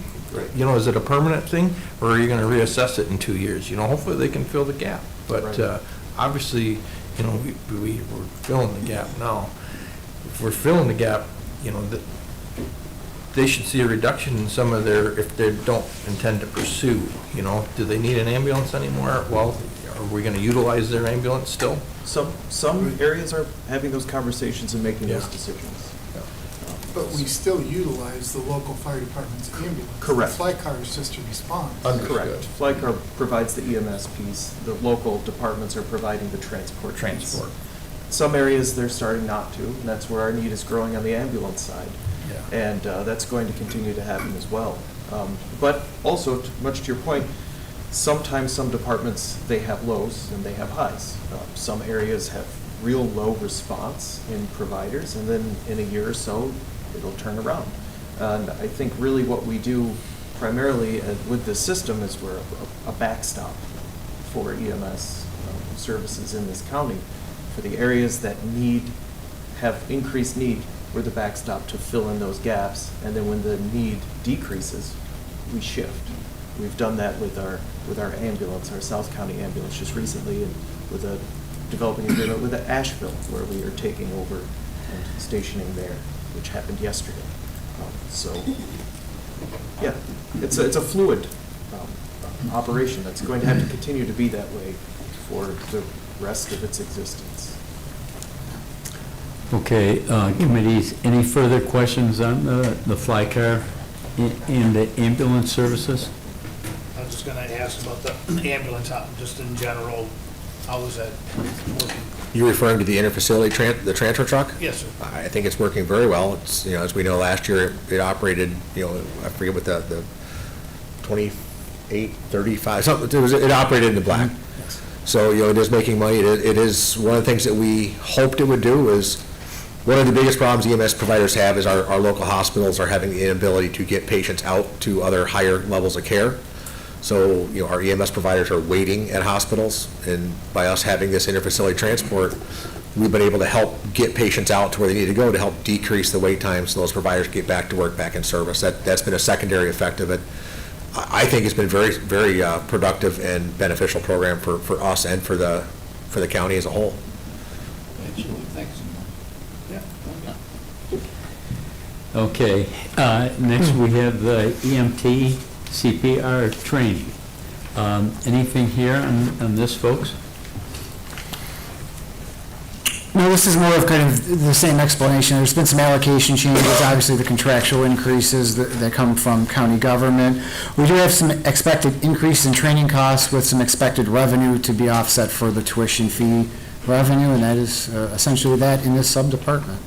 We've been having a lot of companies and industries reaching out to us to provide that CPR training, so we've been doing a lot of outreach to the community and getting those revenues in for that teaching out there, so it's been a very productive aspect of our office. Some large percentage increases, but if you look at the dollar amounts, not so much. No, from 78,000 to 156,000, double. Where's that? I'm back up in, that's under appropriations, right up on the summary sheet. Now, the revenues For the grew 33%, not bad. And part of that's going to be the allocation changes from the other, went down more in personal service. So part of that is just a change within the That's order. in the murals then. Yes, yeah, that's part of that.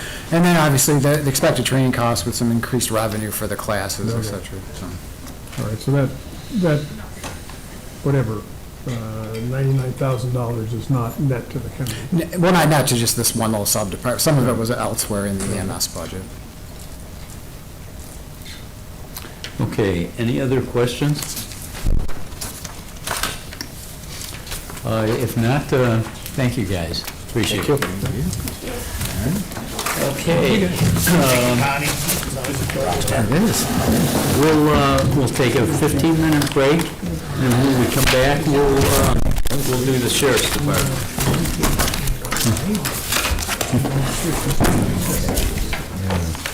All right.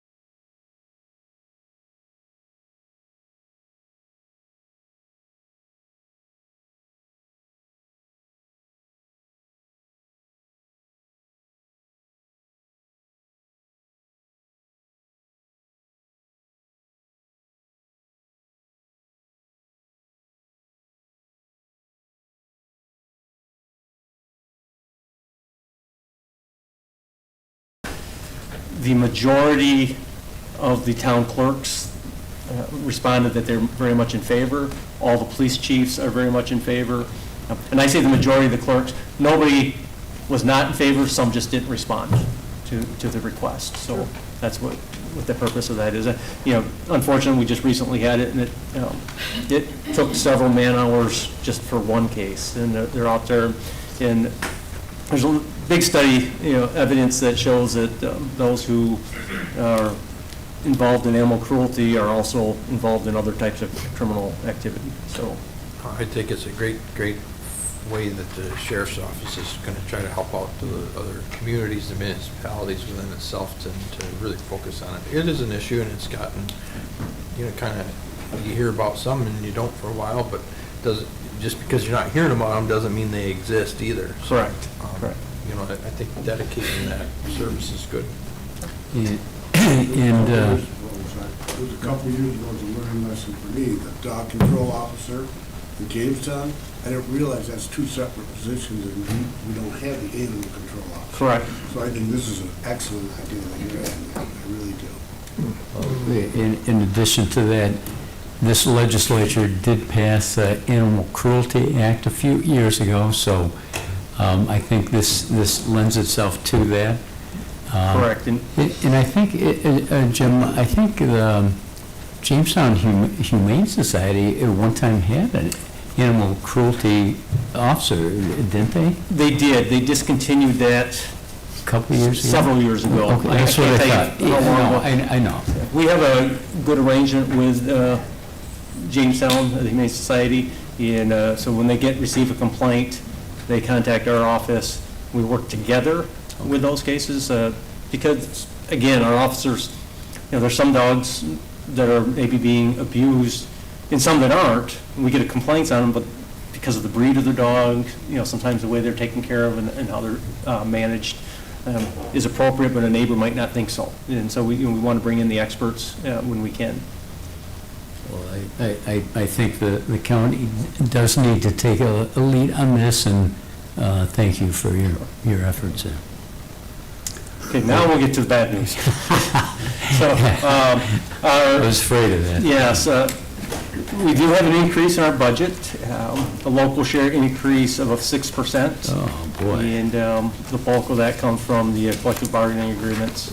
And as we go through the different sub-departments, we'll touch on some of the additional costs or increases.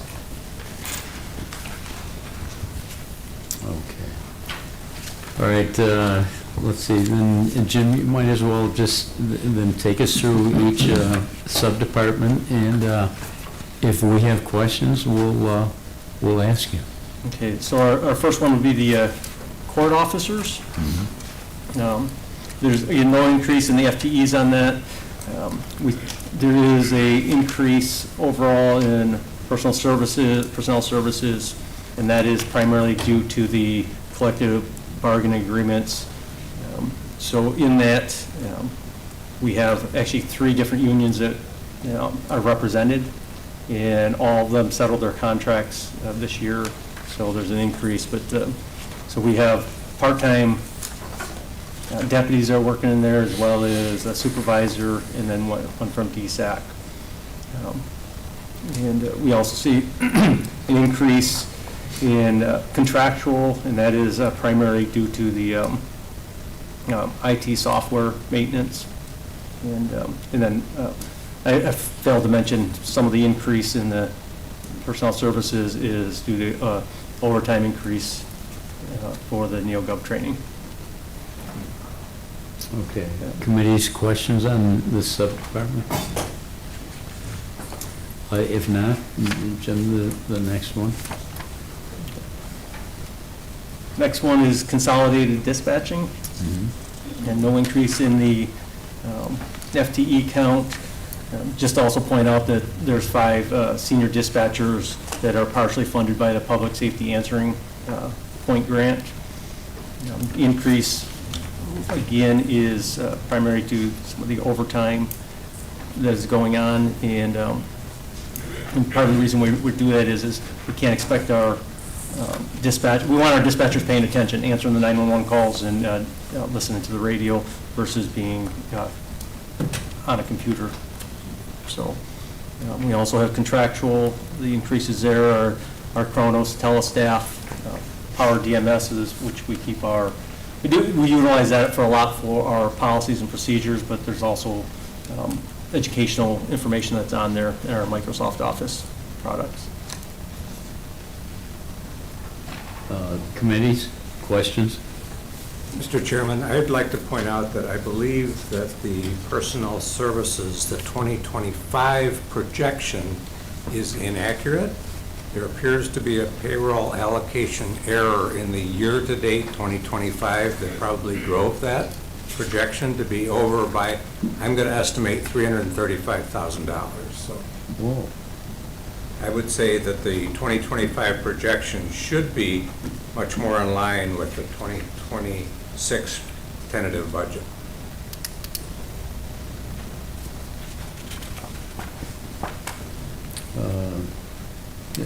Jim, do you agree, or? I would have, Peter, or Chairman, could you, where are you getting that? Look at the projection in the unified court above. That one projection is 843. You know, so some of them are low, some of them are high. No, I think it's much more specific than that.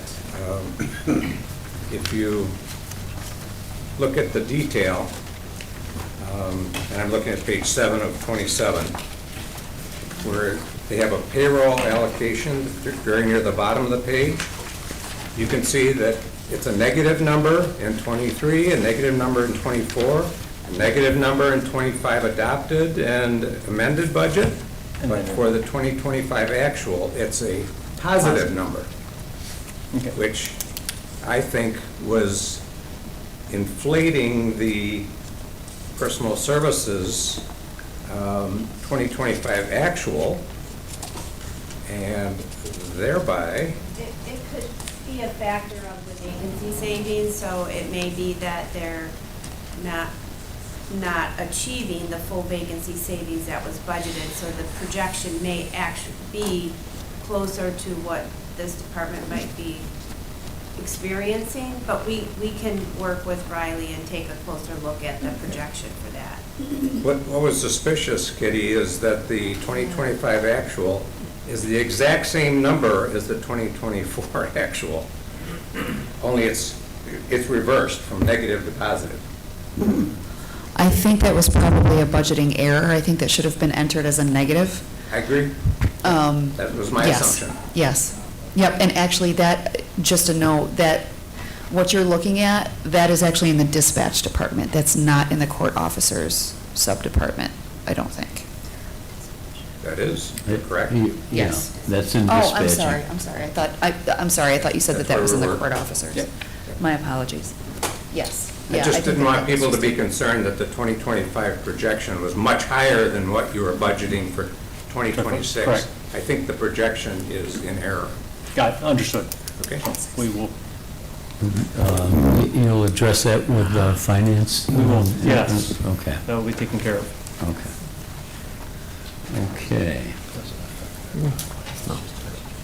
That's kind of. Okay, Jim, the next one then? Next one would be our E911.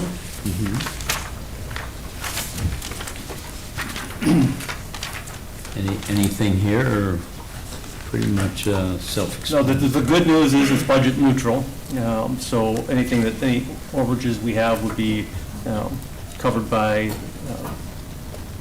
funding that's earmarked for the E911.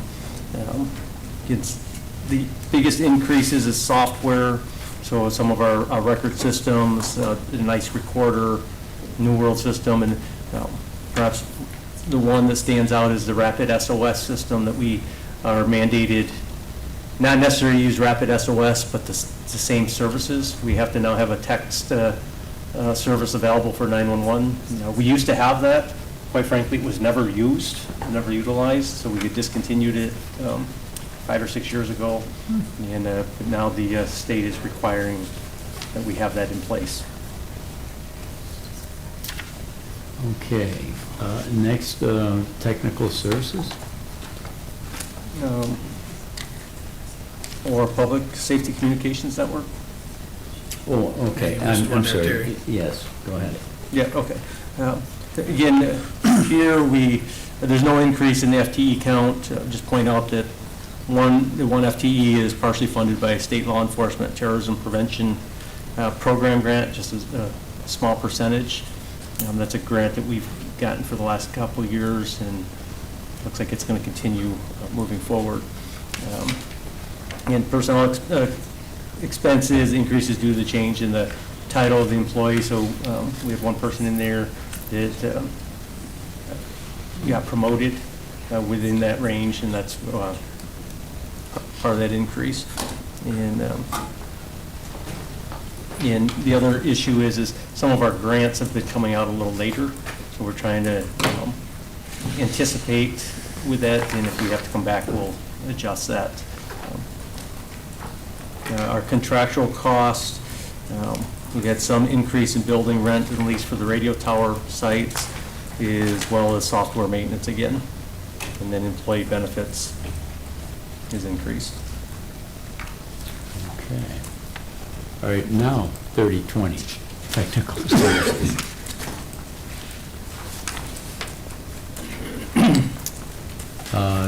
Anything here, Jim, or? Nothing, again, the increase in personnel services is primarily because of the CBA. And again, we do have an increase. One of our technicians was a trainee and has moved to a technician. And we have some increase in operating supplies. Those hopefully will be offset. Sometimes we're able to bill where we're putting supplies into the vehicles. We have a chart over the last 7 years. We've tried to stay below what some of the commercial costs are, but helping our fire service and police agencies in the county get their equipment installed. Okay. Wireless? Wireless, budget neutral. We have the same software maintenance increases. There's about 10 different software increases, different types of software that we've had to increase. Okay. All right, that brings us to the Sheriff's Department.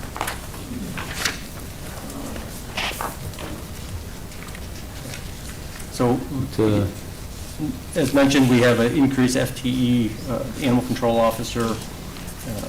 We're increasing one crime scene analyst, and this will be a civilian employee.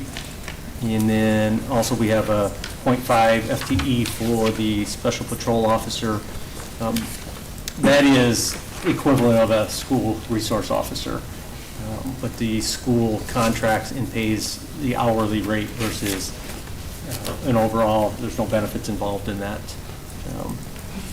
When we look at those budgets, just to point out, 8 school resource officers are fully funded. We have a crime analyst that is fully covered through the domestic terrorism prevention grant.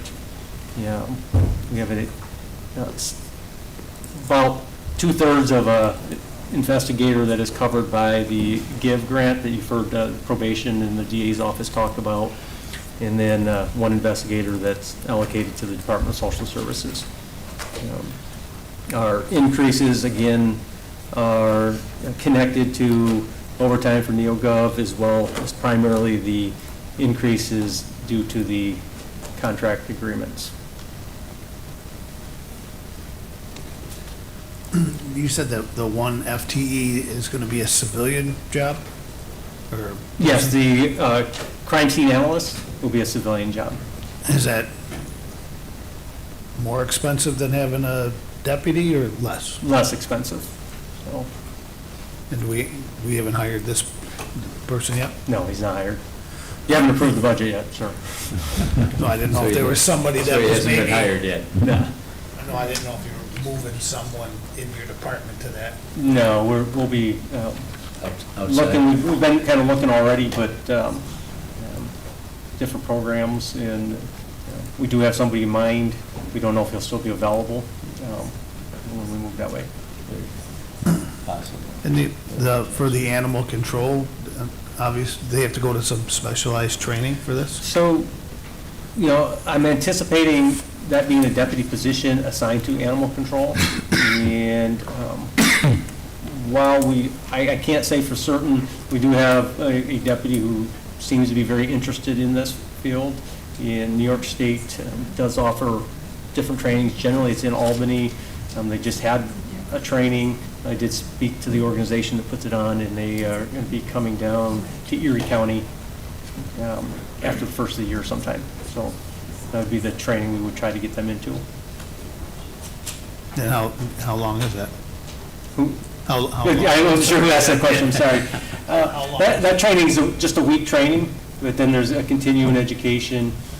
There's some organizations that regularly offer virtual trainings on the animal cruelty, so. So it'd be like self-paced, once you get that 1 week under your belt, then you give you these other classes you have to Correct. take, and you just, when you fit them in.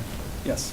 Got it. Jim, for the animal control officer, if he's not doing animal control duties, possibly road patrol then? to Correct. fill- Okay. Correct. He'd do other things if he's not doing animal control. Yes, I don't want to limit it, it'd be great to know that we don't have the complaints with them. Yeah, But I think Who he's staying knows? quite busy, to be frank, but when he or she is not answering those calls, there'll be two things I think they can be doing. They can also be doing some education and prevention work.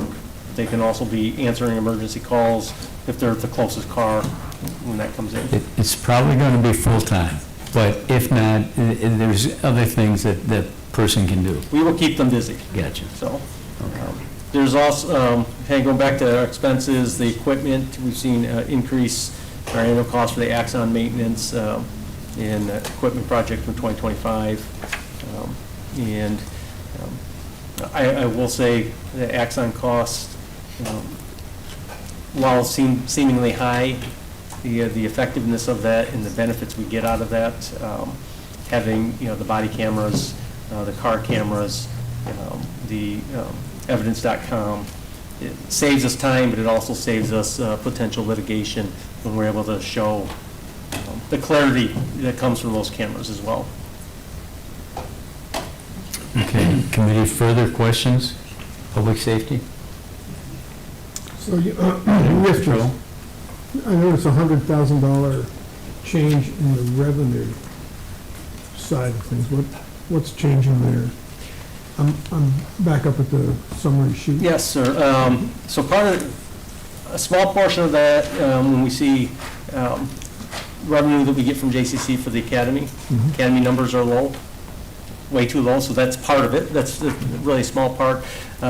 And some of this is due to decrease in insurance recoveries that we have, and then also waiting for some grant monies to come in. Right. I remarked that it was very even, $100,000. Is that coincidence? I wouldn't say that I don't think it's a coincidence. I think it might have been, again, an estimate and, Okay, so yeah. round numbers. a bunch of details got added up and I know rounded. perhaps Mrs. Unlow realized that I might be up here presenting and having the zeros and even numbers is easier than some complications there, so. Are you on 3110? 3110. Yes. I'm So this- guessing she was just using round numbers. Yeah. or- Okay, fair enough. So on the insurance recoveries, in '23, we had 47,000, '24, we had 84,000. So far this year, we've had 57,000, and yet we're projecting zero for next year.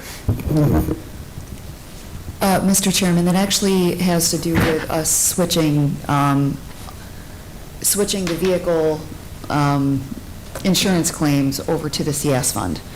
We started doing that this year, and that's why that revenue is no longer reflected there, because any expense beyond the deductible, thank you, and the matching revenue are now going to be booked in the CS fund. So that revenue will no longer be realized in that account. I remember that now. That was a couple days ago. Fair enough. Thank you. Should have written it down, Peter. Yes. Okay. Folks, any other questions on 3110? If not, I've got a couple of questions, Jim. Fitness bonus for the sheriff's department. Apparently, not everybody's in your shape. Okay, we do have an increase of 233%, or $21,750. In '23, we expended $8,800. In 2024, $9,100. That's quite an increase. Is there a reason for that? For fitness? Yeah. Well, there's a couple reasons I think we're seeing an increase. The rates have gone up, we're doing more, but also we do have some younger officers. That helps. I was going to say it. But we have also tried to encourage fitness, because I think overall it cuts down on medical time, okay, medical sure. bills, but. Or disability. Yeah, I know that it's, for better or for worse, that was one of our goals for the year, is to, I was hoping to get, I can't remember the exact number, but closer to 70% of the people taking the test, and all of our supervisors, but. What is it now? You didn't meet the 70%? Well, I don't know, the year's not over, they're still testing. Okay, all right. Do I think we're gonna meet that 70%? No, I don't. Okay. But we're gonna continue to try to push for that. So you think that's accurate, that $21,750 increase? Yes. Okay. Okay, then, computer software supply, that's increasing 485%, or in dollar amounts, $13,960. What was this? I'm sorry, I didn't hear what you said. Computer software and supply, that's 3110-4120. Jim, I guess my concern is in 2023, it was only $1,400. Okay, I guess in 2024, it was $10,000. We only budgeted $2,880 for 2025. In 2026, we're increasing that to $16,840, or an increase of $13,960. Let's see, finance, So or with software. can somebody address that? The software? Yeah. Yeah, so software doesn't always come due every year. So sometimes we have A 2-year thing? 2 or 3 years. I know we are in the process of doing some lease agreements, so that'd be more with the equipment, but we also have the increased software maintenance that comes due depending on what software programs they are, on 2 to 3 year cycles. Okay, so that it might include a multi-year lease? Correct. Okay. Okay, committees, any other questions on 3110? Okay, if not. I might? Go ahead, Pierre. Looking at shared services vehicle fuel, 5980 account. This year's budget was 80,000, next year's budget is 0.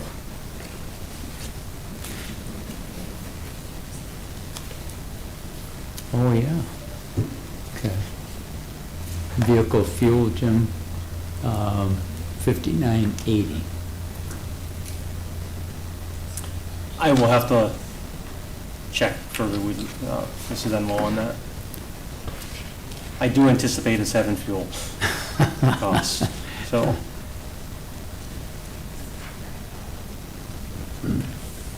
Okay. If you want to get back to us on that, Jim, that'd be good. Yeah, I'll get back before you leave today. Okay. Okay, committee, any other questions on 3110? Okay, if not, Jim, 3114, pistol permit? Pistol permit, increase of .5 FTE, so we have operations assistant over assisting our pistol permit clerk with that. Have a slight increase in office supplies and in postage for the permits. We continue to see applications coming in steadily, and some recent case law changes. We're anticipating perhaps even more coming in, which is not a bad thing. We'll see some increased cost, but we'll also see increased revenue. So for the time being, we've added a half a person to the pistol permit. That is correct. Okay, folks, questions on this one? Is the application for last year? I don't know that There's a lot, it seems like there's a lot less courses going on. That's why I'm just curious to ask. Yeah, well, of course, because of the increased hours, there's increased costs. I think the cheapest courses you're going to find is about $250 to $300 to take them. But we've been staying somewhat steady on the permits coming in. Thankfully, complaint you get from our community members is it takes too long to get the permits. We're trying to speed that process up, and I think we have done a good job of that.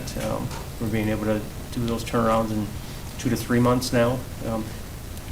Many, just, so the legislator know, many times when people complain that it takes a while to get their permits, when you start looking, you see that the reference letters are coming in, 3 months after somebody submits them. So it's not necessarily, our clerk's fault, but she's probably too kind in reaching out to people versus just saying it's denied because you didn't get them in. A rejection. Yes, so. What about renewals? Jim, a lot of renewals as far as pistol permits? I can't answer that because the renewals are all done through the state. Okay. So they get online and do that. Gotcha. So I have no idea what that numbers look like. Yeah, I didn't know. Yeah, no, that's through the state. How did the renewal go to the state? Because there's a fee for that. Why did the county? No, there's not, for the renewals, there's no fee. I just thought there was a $5 fee, but I got it wrong. There's a fee if you put add a gun to your permit, but when you get on the state website, every 3 years, they just ask a few questions and you have to go through that. I don't know if they keep track of how many are doing that. Quite frankly, when you talk to the state police, they don't have the manpower to always be following up on those. Well, people ask if they have to do that. It says it's the law, and I wouldn't want somebody to not do it and then have somebody just pull their name out. I'm sure it gets audited, occasionally to check on that. Okay. If not, Sheriff Grants. Anything here, Jim, that pops out, or? There isn't. I will say, we just got notified yesterday. One of our federal grants, actually it's statewide. Their federal grants are cutting New York State by 91%. So, and it's just one of the federal grants. We've actually, New York State Homeland Security's got a lawsuit going, so they've got to stay on it for 14 days while we're trying to talk to our federal partners.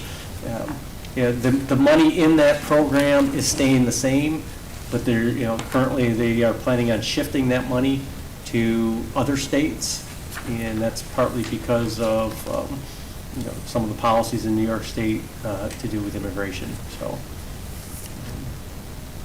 what do you expect to realize? What will the difference be in that? Have you expected that revenue and you're not going to in this budget? or you're- No, Seminole was very cautious in doing our grants because we were kind of anticipating that, so that's not in there. Our goal was if we didn't get the money awarded to us, or if we do get the money awarded to us, then we would move forward with adding it to the budget when it comes in. Would that be that Stone Garden grant, Jim? or- Maybe Stone Garden There was is one of Stone them, Garden? and Okay. so, you know, so part of it is, what that would do is that we would just cut those services. I see. Yeah. Okay. Because those are covering overtime costs and some equipment, yeah, but we would just not move forward with getting that new equipment, so. Okay. So Sheriff, just to look at the sheriff grants in total, your expenses, you're the same as your revenue. So what that says is that when you get a grant, then you provide additional services. You perhaps additional personnel services, additional equipment, additional contractual expenses. And if you don't get the grant, you don't provide those. That is correct. It's a budget neutral. It's budget neutral. Yes. So if you were to get a windfall grant above and beyond what you are budgeting, you would be required to have the compensating expenses because of that grant. That is correct. So it would remain budget neutral. That's correct. Thank you. And the money that we're anticipating to withhold, we generally use that money during the summertime. So, we have time to adjust, and it would probably, one of our sergeants who organizes that would probably be happy because it would be less work for him for that summer, so. Okay. Okay, Jim, next we have the jail. Yes, so we have a decrease in the operations assistant, and we are increasing a PC specialist. A few years ago, we had cut down on our PC specialists from 3 to 2, and because of the new technologies and the demand on their time, in talking with Mr. D'Angelo, we felt that we needed to add a third specialist in there. We also, we have one correction officer that's 100% allocated to the close-up grant. That is a federal grant. We have been, just again yesterday, we're reassured that we'll continue to receive that funding. With the budget, or the government shutdown, we just aren't able to seek advice from them, but we can still spend down on that money. So that money is secured, and it's not something we have to be concerned about. We see an increase, and part of that is the collective bargaining, the increase in personnel services, and that's, well, the jail staff to corrections officers, their contract's not up until 2027. We do have people from DSAC and CCSA, as well as the part-time union, that work in the jail, doing transports and doing other activities for the jail, so they're budgeted to that account. Our equipment increase is just to keep the equipment up and running, and we've added that line item to the budget a few years ago. We've also seen an increase in food costs and IT services.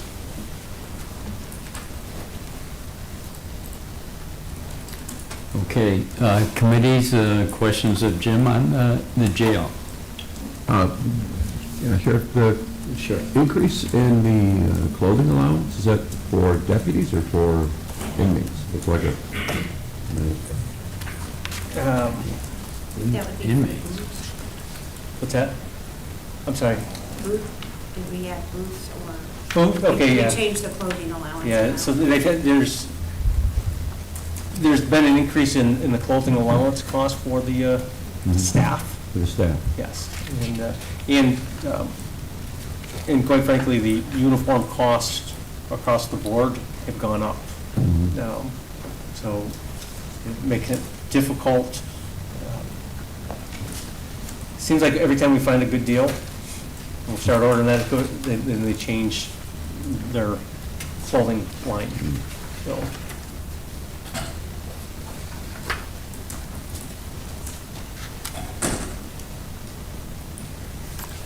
Black and white stripes never goes out of style. Okay. you won't let me say this, but I'd like to change that. but- Okay. All right, committee, any other questions on the jail? If not, 3111, navigation and snowmobile.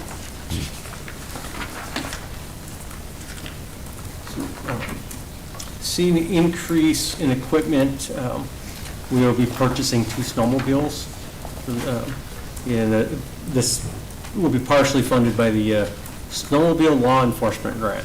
How many, Jim? 2. 2, okay. Yes.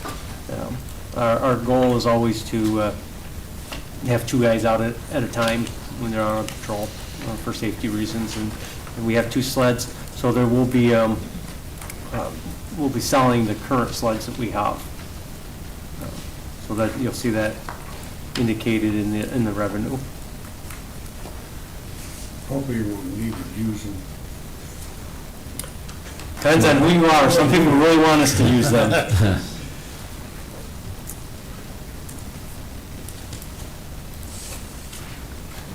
Okay, committees, questions on this one? I have a question. Do we keep a boat on Chautauqua Lake, or is it the same boat that goes from Lake Erie to Chautauqua? We have separate.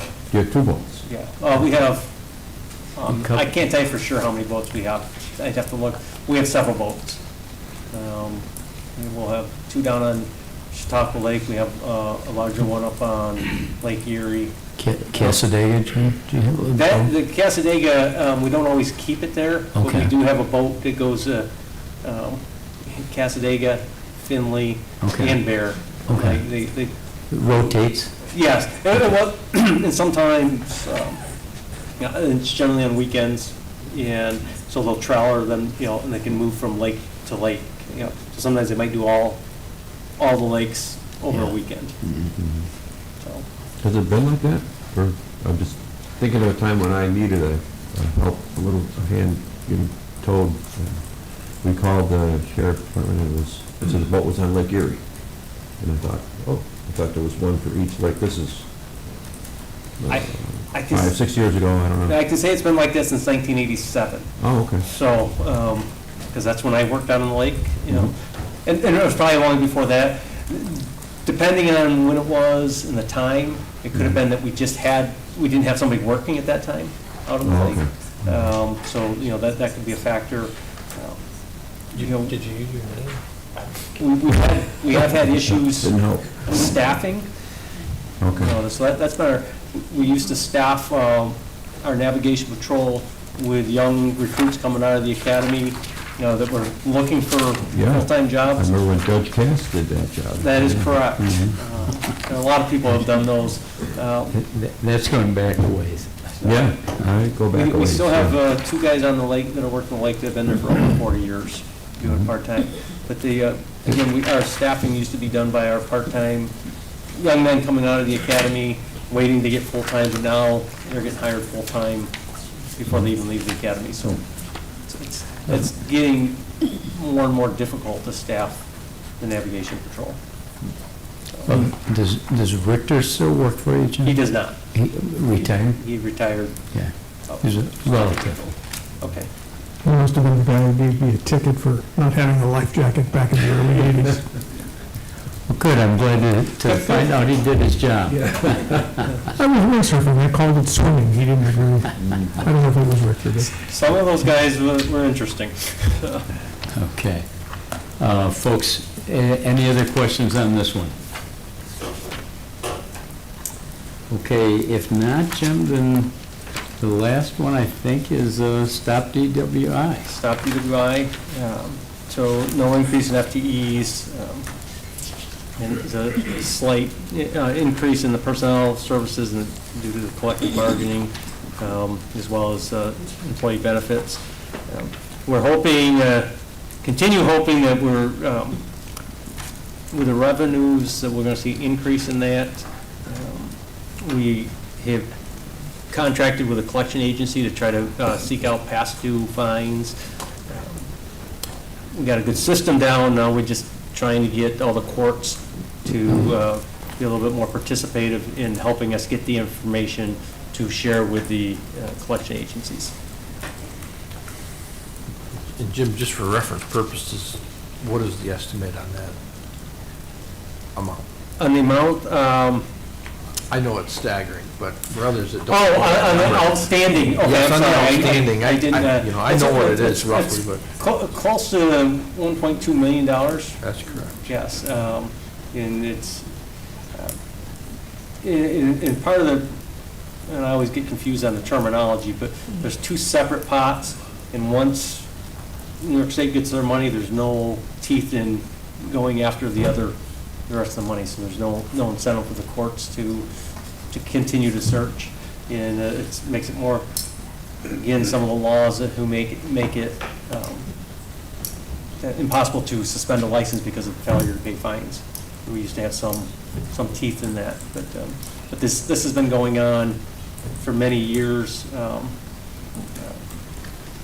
Maddie from the DA's office had done a lot of the research on that, and that's where we get a lot of our information. It has, quite frankly, hasn't gotten a whole lot better. Our conviction rates aren't as high as we would like to see them as well. So. Okay, folks, anything else on this one? Any more questions of Jim? Yeah, I have a quick question. You mentioned earlier the fitness part of it, the bonus. Mm-hmm. Has the department ever considered possibly helping to pay or paying for like a gym membership for deputies? Yes, we do actually have that in place now. Oh, you do? Okay. Yes, and then we also have anybody can submit for that, but we also have a great arrangement with Jamestown Community College. Okay. And it really benefits those of us who live on the south end of the county, but anybody can utilize it, and it's very cost effective. Good. Yeah. Jim, do you guys still have a weight room, the sheriff's department? The jail does have a weight room.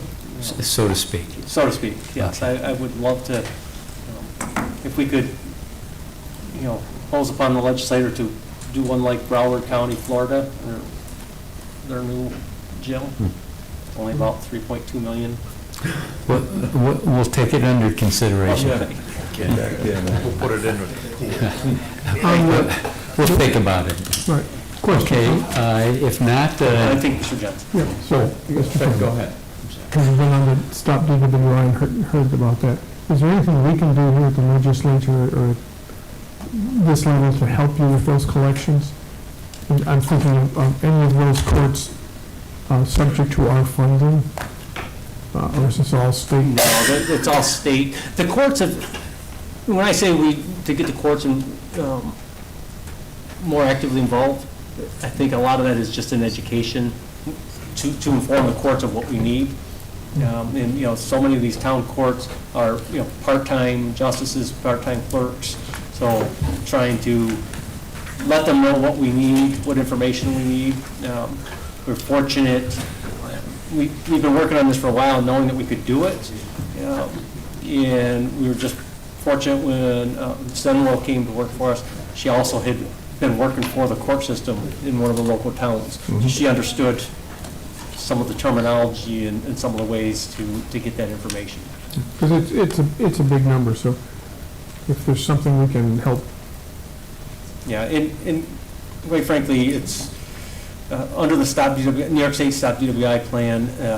It doesn't say we can do that. It doesn't say we can't do that. So we've talked to the council from New York State Stop DWI, and he felt that we could do that, and so we continue to do that, and we do put that in our Stop DWI plan that goes to the state, so they're aware that we're doing it.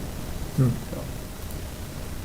So Sheriff, just to try and explain that in my words, when an individual is convicted and fined by a local municipal court, as you indicated, there's two portions of the fine.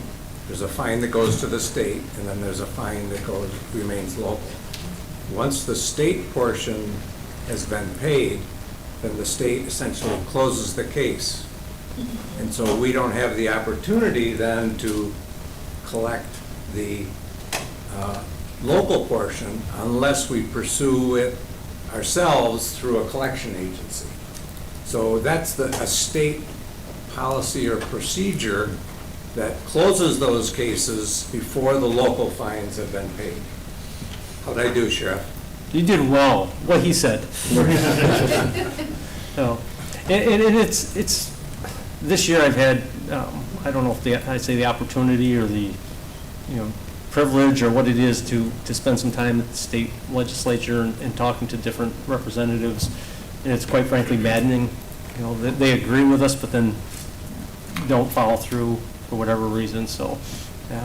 If it was $100, who cares, right? Right off the books, but it's a substantial amount of money. It is a substantial amount, and when we look at our Stop DWI, New York State Stop DWI was designed to help us reduce the number of fatalities in the state, in the county, and to fund our programs. And as we do our Stop DWI annual budget that we have to submit to the state every year, and we never get the fine money back enough to actually cover what our costs are.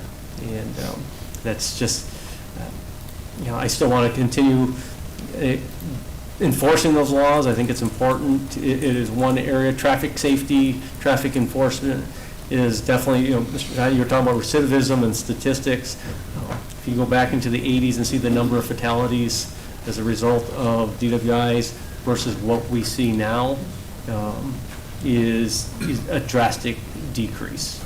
Back in the early 80s, we're seeing nationwide over 50,000. We're at one point down under 10,000 nationwide. Chautauqua County, our numbers have been low, but any traffic fatality is too high. Okay, Jim, so on this, on the fine, there's a state portion and a local portion. People sometimes don't pay the local portion of the fine? Yes. I know that's shocking, but yes, that is correct. That's good to know. Yeah. I'm kind of surprised. So if the fine is like $200 and the state portion is $150, they only pay the $150, they don't pay the full $200? I think what happens is they'll pay, and sometimes they're doing installments, if you will, and Okay. the state's going to get their money before the local money. Okay, so, Pierre, to your point, do you think we need legislation from our state reps here to push for the state not to close those cases until the county portion or local portion is paid for?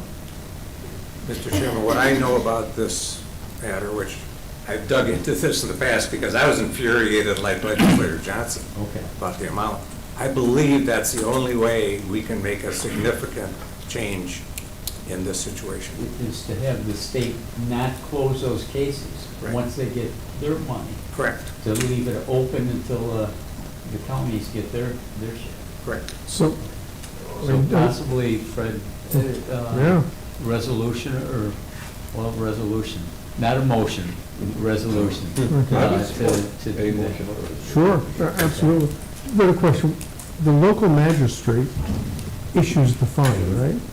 That is correct. Why can't he issue a garnishment order at the same time? I don't know. I'm guessing I don't think they can, but I'm sure there's some For the legal local reason portion? why that. I'm looking at the only attorney in the room. Oh, no, I'm sorry, there's two attorneys. Sorry, Terry. I was looking at an attorney in the room, maybe he could have answered that. but- And I'm sorry, Fred, what was your point? So, I'm the magistrate, you have a DWI, it's Well, $500. Dan has it. Dan has it, okay, Dan has it. All right. Much better. It's $500 to the state, $500 local. Okay. We've agreed that's the fine. Why don't I just go ahead and put out a garnishment order for the local 500 right there? If the guy pays it right off, fine, it's done. If it's not, because I get, as an employer, I'm getting garnishment orders all the damn time for family assistance and kids and whatnot, and they're like that. But garnishment orders for DWI, never. Hey, what's the deal? Good question. It could be related to the case being closed. No, I just think, By the state. It's just how you collect the fine. What mechanism? Here's the fine, there you go, Dan. Well, And here's a garnishment order, you can there's complete it. some legislation why we can't do that, I just don't know what it is. Okay. Well, Fred, Pierre's point is, once the state closes the thing, maybe the magistrate can't do that. Maybe his hands are tied. That's a once it's supposition. closed. I That's a don't know. supposition. I know, but it's a good supposition. So that's something we should check into. So does the local portion go to the state first? Yeah, so we get a check, I think it's, Jen, is it quarterly, we get a check from the state for Yes. the? Yeah, so quarterly we get, How does somebody know if they're doing it in installments, they have $1,000 fine and they've paid $750? How do they know that I'm not gonna pay the? they don't, I don't think the individual, I don't think the defendant knows, I think they're paying and the court is submitting to the state the fine money, so. Well, and that we can check with a local magistrate to see if he has any options. If not, we can pursue state legislation to correct it. I will check with the attorney from the New York State Stop DWI and get be able to answer like that. He's been doing that for 40 years. And get back to Pierre when you get a chance. Will do. Okay, if there are no more questions for Jim, Jim, thank you. Thank you. You're not only a great cop, you're a very good administrator. I don't even think we need Riley. We need Riley. Let her go. Okay. Thanks, Jim. Thank you. All right, next up, we have,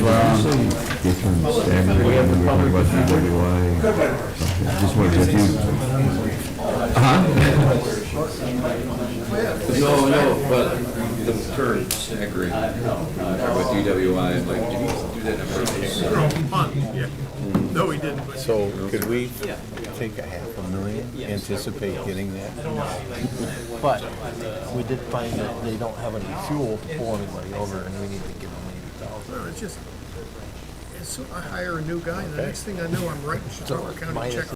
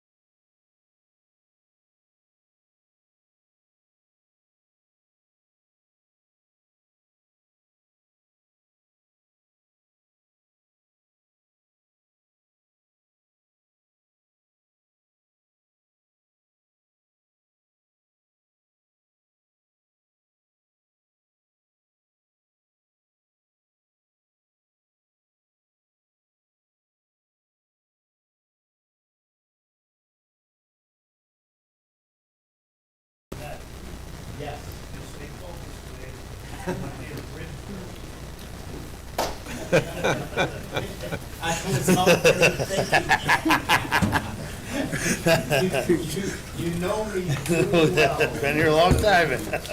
Bob, you've got me packed pretty good. So I'm a little talked out, we just got something to try over here. Good. Yeah, it was wound up pretty good. Coming on. Good, You- good. Good time. Now if we get Terry to quit talking. Okay, folks, thanks for coming. And, Thanks, Sam, for being here. if you would, just your name for the record. Heather Abelay. Thanks, Heather. Derek Gregory, Assistant Public Defender. Ned Barone, Public Defender. Sam Zaffoto, Deputy Director of Finance. Okay, guys, go ahead, give us a quick summary of your department, and then we'll get into the line items after that. So anything you'd like to point out as far as a introduction or a summary? Mr. Chairman, with respect to our FTEs, we have an increase of 4.46 FTEs in our budget. Those are all funded by grants. The Harrell grant. Well, we also have some other funding that we received that we're paying for. Excellent. But so, none of the FTEs are being funded by a local share. And then essentially our budget is, the amount of local share is flat at approximately zero. As the legislature is aware, our budget is about $9 million, but $7 million of that is funded by grants, and grants absorb most of the increases for cost of living, et cetera. Okay. Derek, as far as the Public Defender's office, you folks have about 72, 73 people in the department currently? Well, that's what we have budgeted. I don't believe, I think we're probably down more around 60 because we still have... Vacancies? We still have a number of vacancies, yes. Okay. And part of the reason our budget is flat is because the contingency savings has been incorporated. Well, and also, half of your employees are paid for by the Harrell grant. Yes. About, correct? Mhm. Okay. All right, anything else you guys want to add to that, or? If I may, and I'll give you the abridged version, Bob. Thank you, Bob. But as Derek indicated, and most importantly, it's really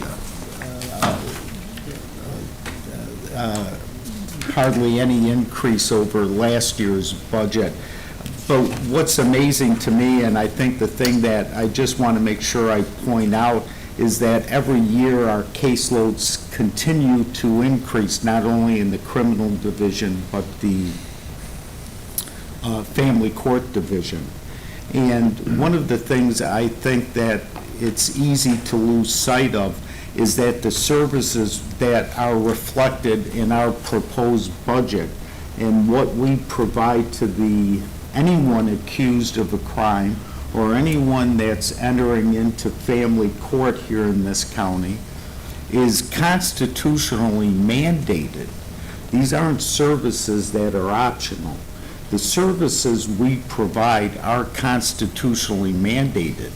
They're a fundamental right for everyone accused of a crime or anyone that's got petitions filed in family court division.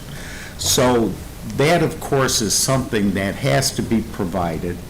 But associated with those services that our department provides, every year there's continuous increases on what those services actually mean. So not only are we constitutionally mandated to provide counsel, the key is effective counsel and zealous representation. And the effective counsel is what can kick up or increases the cost that you see reflected in these budgets. Included in these costs are expert witness fees that are required. We have to provide expert services. Those are a tremendous cost. You have so many different things wrapped up into that representation. So I just want to make sure that we continue to point that out. And I think what I'm most proud of with what we presented to the legislature is maintaining a budget that is with minimal increase to the taxpayers of this county. And part of it is, for all these years, I can tell you unequivocally, it's because I've had people like Chairman Shagnon, who's worked with us and cooperated with us, understands what we've been tasked with over the years, and with County Executive Wendell, who's really came into things years ago, and we started working together on a lot of these. So I just want to remind the legislature that we've continued to provide these services. And the other thing I just have to say is that the services that we're providing are recognized statewide as not only complying with what we're constitutionally required to do, but we far exceed those. And we're recognized throughout the state as one of the leading indigent providers, and that's unequivocal. So I'm very proud to present to the legislature our proposed budget with the help of Sam, who's been tremendous in giving this county really something to be proud of. And the last thing I'll say is that this budget, I understand the importance of keeping it at a minimal increase, especially for the taxpayers of our county. But most importantly, when I look at the budget we provided, with the number of employees that we now have in the department, this budget really is about providing opportunities for all the young people that have been able to come back to the county and work here. And I finished up a trial yesterday in county court, and just to give you an example, we use a team approach, and when I looked over that our defense table at trial, I saw a couple young attorneys I hired that are now back in this county with young families, a young paralegal who's married and came back to the county and living in Asheville. The one attorney's from Fredonia. The other attorney on the case is from Westfield. Our investigator is from the Casadega area. We had everyone, the entire county represented at that table, and that's really what it's about. The budget really that we've put together provides opportunities for these young people to come back to the county and live here and work and be successful. So I just want to point that out to the legislature, and I know that you all understand that, and we hope to continue to provide the services that are necessary with minimal increase, and to continue to work with all of you in any way we have to provide those services. Thanks, Chairman. Thanks, Ned, and thanks, Bob, for asking for the abbreviated version. I did my best, Bob. Keep trying harder. Ned, I have just one question, okay, before we get started. Is anybody in Chautauqua County who's guilty or been accused of a crime, can they avail themselves of the public defender's office, or is there an income requirement? You have to be below a certain income level to receive your services? Great question. And it's funny you ask that because it has evolved around over the years. So yes, yes to some of that, no to some of that. It's not so simple anymore, and that's why it's evolved. But Gideon, the Gideon case, which created the constitutional right to be represented by counsel, occurred over 50 years ago. So the idea of assigned counsel or representation has been in existence, and it continues to evolve. But again, like I said, it's not just assigned counsel, it's effective representation. They established years ago a monetary basis for that you referred to. And you had to be, make less than a certain amount, have an income below a certain level to be entitled to services. Well, that started changing for a number of reasons. They started taking a look, and it's established in our state by New York State. Indigent Legal Services stays on top of it every year.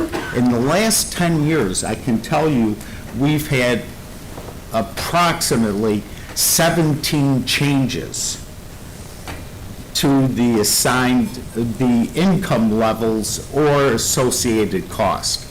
So, the easy answer is there's no income guidelines anymore, for the most part. There is, but there isn't. So what we're required to do when we assess someone's eligibility, we take a look at income, but we also have to look at debt. We have to look at the number in the household.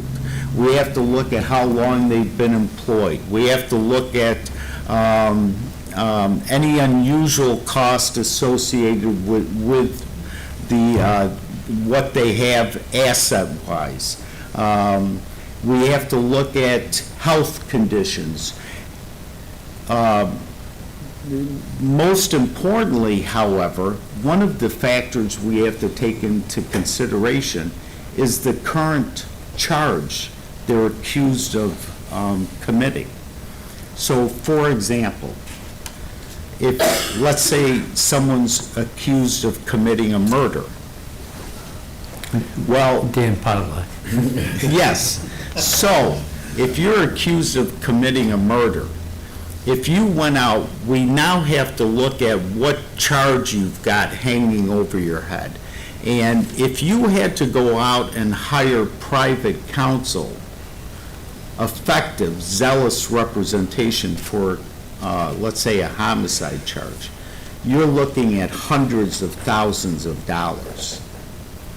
And your ability to hire a private attorney, given that consideration, because it's not just hiring someone to say, okay, I'll go and take care of you in court, I'll talk to you about the charge, I'll advise you. Again, I had mentioned associated with that representation is everything else, all these other services, expert witness fees. If there's forensics involved, you're required. Otherwise, that if there's a conviction, it's going to be overturned and sent back for retrial. You're required to go out, get a DNA expert.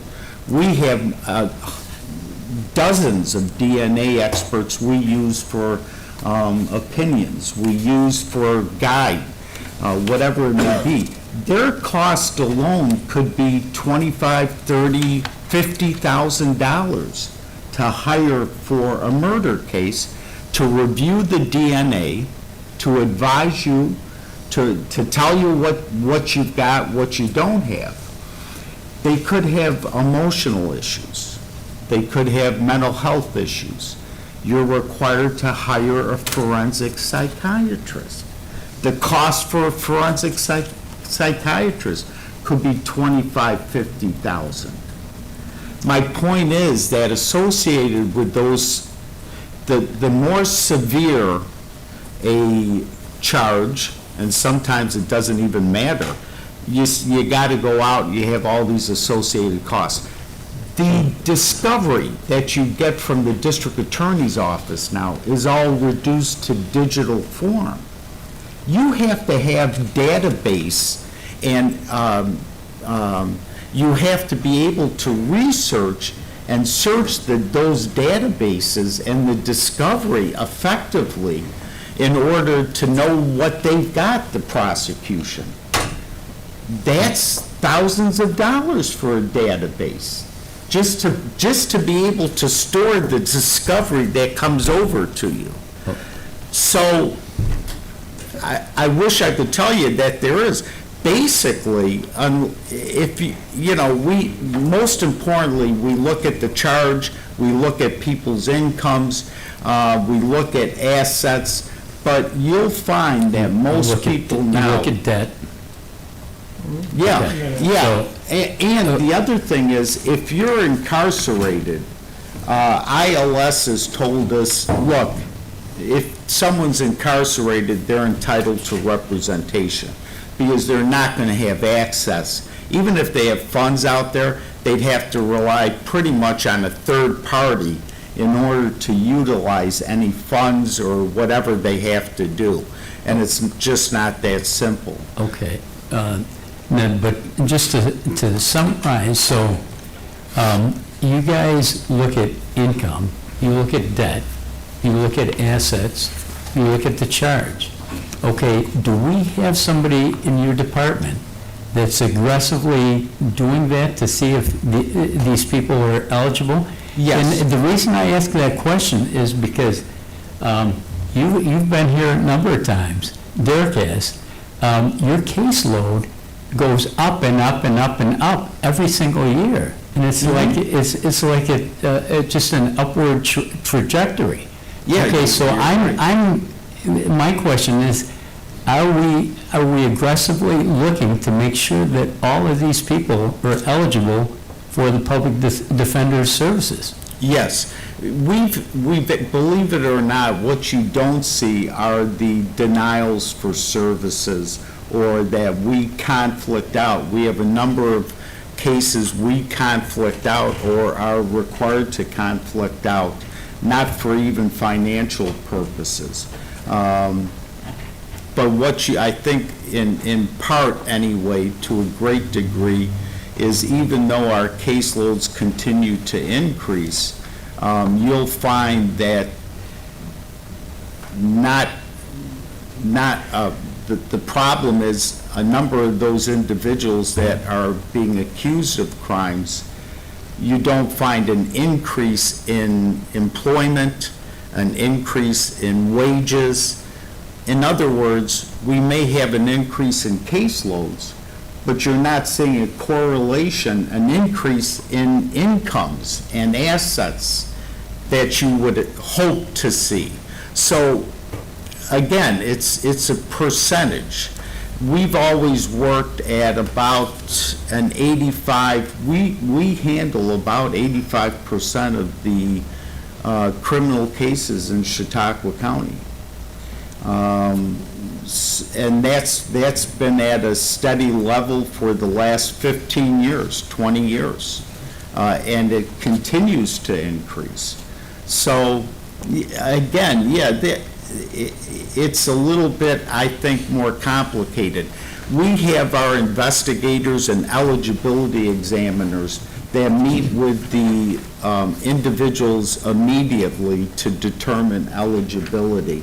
And we have forms that we fill out, forms that we're required to fill out, forms that are provided to us by indigent legal services, the guidelines. And I'd be happy, Terry, and what I'll do is I'll provide to you and any other legislator that would like to see it, the forms we've been providing, the guidance we've been given by ILS regarding eligibility.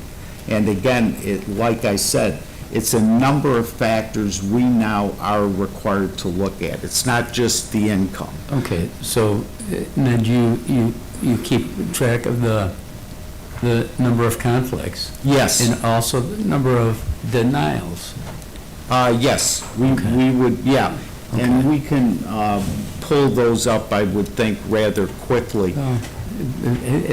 Sometime, it's nothing, urgent or anything. but I would like to see those at some point. Sure, absolutely, absolutely. Well, And also, too, we'll provide you with a copy of our intake forms. We just modified the intake form because the courts have been wanting us to open up files quicker than our process has allowed. So we've had to modify the eligibility forms and things a little bit to do at an initial arraignment and then continue with more in-depth interviews. Okay. The other thing, too, that we've always instructed our attorneys is that as representation continues, if there's any change in circumstances, then we are required to update anything and we've indicated to clients if their financial situation changes or anything changes significantly, they have to keep us appraised. Okay. May I ask a question? I understand criminal court clearly. If the state is going to accuse a citizen of doing something, I want the state to win based on the merits, not on the basis that you can outgun the defendant in process, clearly. How does this work in family court, though? In family court? In family court, it's a little bit different. The burden of proof that is different. However, who's the defendant? In family court, there's either a petitioner or a respondent. The caseloads or the different types of cases in family court, they could be child support based. And if someone is held in contempt of court for not paying their child support, or if there's other factors involved, they could face incarceration under a contempt order. Sorry, but that's kind of my question. If when the state is accusing somebody of not paying their fines or what have you, fair enough. But when there's a dispute between two private parties, that sounds to me civil. And what are we doing with private, public defenders in that sense? Yes, and that would be when there are petitioners, individuals who file custody petitions, modification petitions, visitation petitions, things of that nature. There's no criminal end to that, but it's an individual's parental rights are at stake. And New York State has always taken the position they're entitled to be represented by counsel. If they can't afford an attorney, then it has to be provided to them. But that's not a constitutional right, that's a New York State policy. Oh, no, well, yes, New York State's always taken that position. But more importantly, they've even addressed grandparent rights when it comes to visitation. But the most important ones, what you see quite a bit of, are neglect petitions. Those are filed on behalf of the Department of Social Services. Okay, so the state's going further. Yes, and there, an individual has the opportunity to lose their children. Those parental rights can be terminated. And it carries one of the most severe consequences for a mother or a dad, because they literally, their parental rights will be terminated and they won't have their kids anymore. So those are extreme conditions, but you see those quite often. And actually, New York State has now implemented through ILS a family defense program where we can now become involved early on in a neglect before a petition's actually filed on behalf of the county, and we can intercede and work with the mother or the father and work with DSS on trying to resolve the issues so it doesn't get to family court or a neglect petition isn't filed, or it can be resolved before that point. Okay, well, it's state regulations, so there it is. Yes. But it just strikes me that this is an evolution beyond our individual constitutional rights for representation when the state accuses us of something. It's different than Gideon. But, I mean, because of course you're dealing with the criminal court and you're dealing with family court. So they're two different concepts. But at the same time, the state and through different, through precedent and state intervention through some of the decisions with the Court of Appeals, they've always said that parental, that parents' rights to their children are paramount, and they have to be protected. Fair enough, it's a state, And it's a different, of course, the involvement with the representation is not, it's sometimes much more difficult. But there you also have, don't forget with any of these family court cases, 9 out of 10 times, you're involving other attorneys as the advocate for the children. And so, and they're paid by the state. So we used to call them law guardians, attorneys acting on behalf of the kids. So you're getting a number of different actors, and that whole family court has really evolved over the years. I mean, years ago, we used to get a family court case, let's say one petition involving a custody dispute between mom and dad. If there was 5 kids, you'd have one petition, one case. Now, what they do is break the state and the courts, break that down into 5 different cases. So you've got an individual advocate for each one of the children. You've got 5 different, sometimes 5 different dockets. It's again, like everything else, it's evolved, not necessarily into something much more simple or straightforward, but much more complicated. Sure. So it's kind of working through a minefield a lot of times. But what we do find a lot in the family court too, you'll find, and you can check this with family court, the number of attorneys that are, if you look at Chautauqua County, they only have a handful of private attorneys. I'm talking 5 or 6 or 7 attorneys that are doing family court work now. Think of that. We handle over 500 cases a year in family court, sometimes as high as 700, 800 cases, maybe even 1,000, depending on the caseloads. That's just our office, and there's no other attorneys. We're pulling in, not us, but the court is pulling in attorneys for family court from Erie County, from Cattaraugus County, from Allegheny County, from as far up as Monroe County, in order to have enough attorneys. And don't forget, even with, and this goes back, Terry, somewhat to what you were talking about, assigned counsel, private assigned counsel. You all know what they're getting paid now.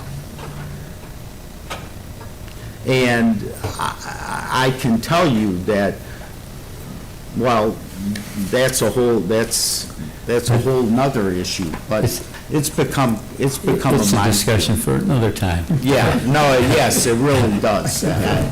So, Fred, are you all set? Sorry, I said fair enough a couple of times. It's interesting. It's an interesting constitutional issue, but if it's the state law, it's the state law. We're done. Okay.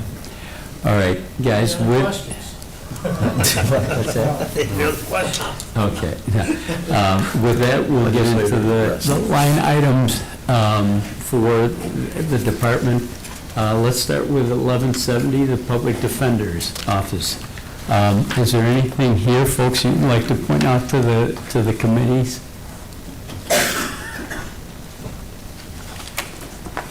Or committees, do you have any questions on 1170, Public Defender? Nope. I do, I hate to bring up a question. Go ahead. Let Derek answer it. Yeah, Derek, you'll get the black one. Or Heather. You know, at what point in time do you draw the line in the sand and say, we have enough to do what we need to? Or do we keep adding the attorneys? I know, and I get it. And also, when do you say, well, we really can't realistically hire anymore, so why are we putting a position in there? Because that's an obvious thing too. And every year you really do realize the vacancy savings, but, and also as this question, it's a loaded question in the sense that it's not just in the sense of the effectiveness of your department, but it's the draw that it has on the whole county, the draw that it has that it taxes other departments. You steal a lot of attorneys from other departments. You can pay them more. You're more lucrative. They're not worked as hard. There's more staff, so, it's part of our decision is to say, well, let's not give out those positions this year and help out some of those other agencies too. And it's a decision that starts right here in this room too. Well, that's a good question, and there is a quick answer to that. The number of attorneys we have, or the number of attorneys vacancies we have in our department is based on what the Department of Indigent Legal Services has established for our county, based on the data that's provided to them. And that data that's provided to ILS is, for example, the caseloads we have throughout the county each year. The different types of cases, whether they're violent felonies, nonviolent felonies, whether they're misdemeanors, the town court levels, all those numbers come into play. They're given to ILS, and ILS, quite frankly, even though there's 62 counties in New York State, we've gone out and grabbed what we can grant-wise, and it's because of our grant people, we get the money that we do. It's not just given to us, it's not a flat rate that's shared by each county public defender equally, not by any means. You take a look at what Cat County gets, or what Allegheny gets, or what Chemung gets. Any of the counties, we're one of the highest in the southern tier. We have one of the highest caseloads in the southern tier. But those numbers of the number of attorneys are based on our data. Those attorneys, New York State Indigent Legal Services has established a caseload for each attorney throughout the state. And it's uniform. So, for example, Indigent Legal Services has said, look, attorneys can only handle 150 felonies a year, for example, okay? That's their limit. Misdemeanors in town courts is a little bit higher. 200, it keeps changing, but approximately 250 to 300 misdemeanors in a town court. So if I've got... If there's two people on that case, does that classify each as having those numbers? No. One attorney per case. Okay. And so I'm constantly, and you can ask Heather, I'm asking for those case numbers. And I look at those pretty much on a weekly basis, monthly basis, to review what our attorneys are handling. I need to know. I need to know the number. For example, Jamestown City Court produces approximately 73% of our caseload throughout the county. How many of those are, to Terry's standards, are they repeat customers? So they inflate your numbers, right? Well, yeah, but every time, for example, there's a significant amount, I would say probably 25 to 35% of the client intake are individuals we've represented in the past. But it could be we represented someone 10 years ago. But it's still a new file new charges, and it's someone, that adds to the total number of cases that attorney's representing. So, based on those numbers, generally speaking, ILS has told us that, look at Chautauqua County, here's the number of attorneys you need to have to fall within the required number of cases, because that's what determines whether or not you can provide effective assistance to counsel. The idea is, look at, you don't want one attorney, and I know this, going back to the late 1980s, early 1990s, I was in the PD office. It was me and 4 other part-time attorneys. That was it. Do you know how many cases I was handling? Misdemeanors. I was the only attorney doing the felony work. Every trial I was doing, plus town courts, and I was part-time. I had over 2,000 cases. Do you really think I could prepare 2,000 cases? That's the whole point of caseloads, right? And it's not trying to outdo the district attorney or who's got the biggest guns and who's got the most sources. It's about giving that one client the best possible representation. It's got to be effective. So it's ILS, it's not us. And ILS has determined our department has a number that we're supposed to hire. And that number in our office is 32.5? Correct, yes.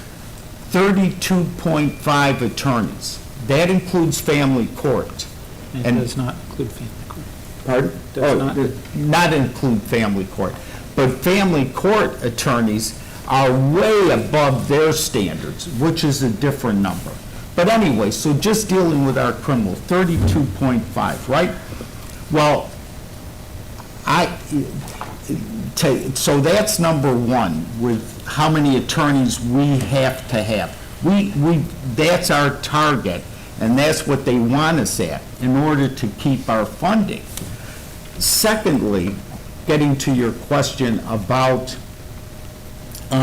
maybe not hiring or letting them go to other departments. The counties has a pay rate now that is across the board. So if you go work, for example, as a deputy county attorney, or you go work in the district attorney's office. Or social services. Social services, exactly. You're going to be making the same amount as an assistant PD. We're not going to be able to offer you pretty much anything more, quite frankly. And actually, if you go into the DA's office, you're probably going to be making more. And I can tell you unequivocally what it comes down to is that the people I hire, the people that have worked, and I've been truly blessed and lucky with the kids I'm getting, they want to be public defenders. They want to do the work that they're doing. They don't want to prosecute.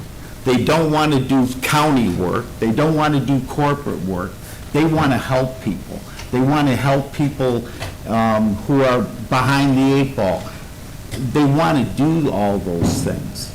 And I think it's evident because this year alone, I've got 5 attorneys, law school graduates from this past May that just took the bar. 5 through our new program that are now working in our department. 5 of them. And guess what? Every one of those young kids is originally or has roots here in Chautauqua County and lived outside of Chautauqua County. They are now back in Chautauqua County, which I think says a tremendous amount for our county. And that's a huge thing. So I think that's, but they had a choice to go to the DA's office, and don't think they weren't approached by the DA. They had a choice to go to the county attorney. They had a choice to go to the Department of Social Services. They chose my department. They wanted to work with us. So that, I think, that really is either you like this work or you don't. And the one thing I tell Well, any- also, you had answered my question, and I thank you for that. And I just wanted to bring that up in the forum, so that way you could address it. And I think that you have, So, the people do have the passion to work there, and like you said, they do have the choice.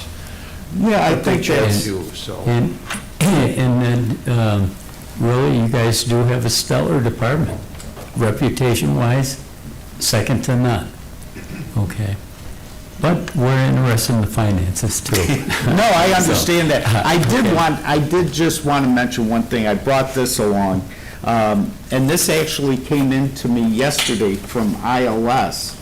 And it's entitled, "The Standards for the Investigative Functions and Representation of Defense Teams." So now they've got, actually, these are their standards. This is what we have to deal with. They now, so that just gives you some idea on ILS. They're kind of really micromanaging a lot. And so I just want you to be aware of that. What we do is more times than not reflective of what they're telling us. Yeah. You know what I'm saying. Exactly. That's interesting. Give it to Bankowski. He likes to read those kind of things. Yeah, I brought it and then he'll to explain Bob, to me, it says. Okay. Committee, as far as questions on the line items, does anybody have any questions on the actual line items for 1170 Public Defender's Office? Questions on the line items? Yes. I have a question for Sure. Heather or Derek or Sam specifically. Overtime pay you've increased substantially from 2,500 to 10,000? That's correct. We hired five discovery expediters, and the vast majority of that's attributable to them, and that would be funded by grants. We have a grant through the Division of Criminal Justice Services, a supplemental grant for discovery. Okay, and so that's funded. The other part is lodging and management. Substantial increase for actual over budget for 25, and then even more of an increase for 26. Well, if we're looking for lodging management, that went up 400%. Yes. Yeah. That we can put on the other grants. 1170, 40. We have. Well, it went up 4,000, but a lot of these grants require us to go to their various symposiums and training and things in Albany. And there again, that's funded by the grants themselves. Is that relatively new? Well, as the grants expand, it was just a week or two ago, we were required to go to a family court symposium in Albany. And they want the grantees to appear so they kind of know what's going on. You can't do a Zoom call, Derek. You have to appear in person. Well, With these things. if they provide the opportunity to do it via Zoom, we would do it via Zoom. Okay. But sometimes you're required to actually be there physically. Yes. In Albany. Okay. And then one last one, which I think I know the answer to. No. Oh, yeah. Well, Go ahead. Equipment, or I'm sorry. Equipment Maintenance. rental and lease. Is that building? Building rent and lease has gone down. Last year, there was discussions about our office expanding to the other wing of HRC, and there's also been the issue of the family court, so we put in additional expenses for those, and as it presently stands, I don't believe that we have to make any additional contribution for our expansion into HRC. And it still remains up in the air how much, if anything, we are going to have to contribute for the family court up in the Eagles Nest. So we adjusted that accordingly. Okay, Derek, software maintenance, that's gone up significantly. Software maintenance. Well, software maintenance really hasn't went up significantly. It's basically how we charge it off to the grants. We were charging a large portion of the software maintenance off to the Harrell Herring grant, but then we received these two new grants from the Division of Criminal Justice Services, and one of them is for discovery, and there's very limited things that we can charge off to the discovery grant, and software maintenance is one of the things that satisfied the requirements. And the DCGS grants are part of the 1170 because they don't really fit under the Harrell Herring 1172. Okay, so this increase in software maintenance is funded by this new grant or these other grants? A lot of it, that increase? The increase is $39,608. Well, I think we've essentially shifted the expense from the HH grant to the local share, but then the Okay. revenue from these new grants goes into the local share to offset it. So there really hasn't been a substantial increase in the actual expense. It's just how we charge it off. Okay. Okay, thanks. Committee, any other questions on this department, 1170? If not, 1172, Harrell Herring Grant. Okay, anything on this, folks? Department, anything you guys would like to point out? Well, the 1172, the Harrell Herring grant, the amount of revenue we receive is supposed to equal the amount of expenses, and there's not supposed to be any local share expense, so everything that we've budgeted is Paid for. paid for, yes. Okay, committee, any further questions on this one? 1172, the Harrell grant? Any questions? And I'd just like to mention, we do have all our vouchers submitted up to date, so, As far as reimbursement? yes. Okay. And I'd also like to thank Sam for all of his assistance. My pleasure, thank you. Okay. All right, if there's nothing else, thank you, guys. Heather, Derek, Ned, Sam, thanks for coming. Thank you. All right. Thank you. With that, the Public Safety Departmental discussions on the 2026 budget is over. Thanks, everybody, for coming. Appreciate it. Thank you. Thank you, guys. Okay.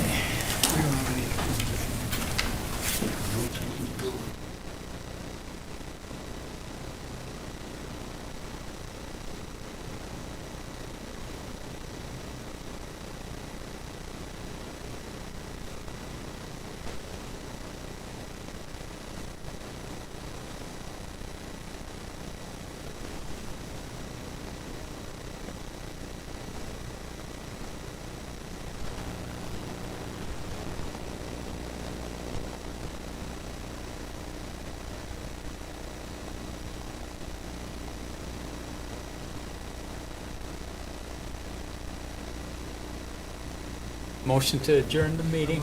Second. Those in favor? Aye. Carried.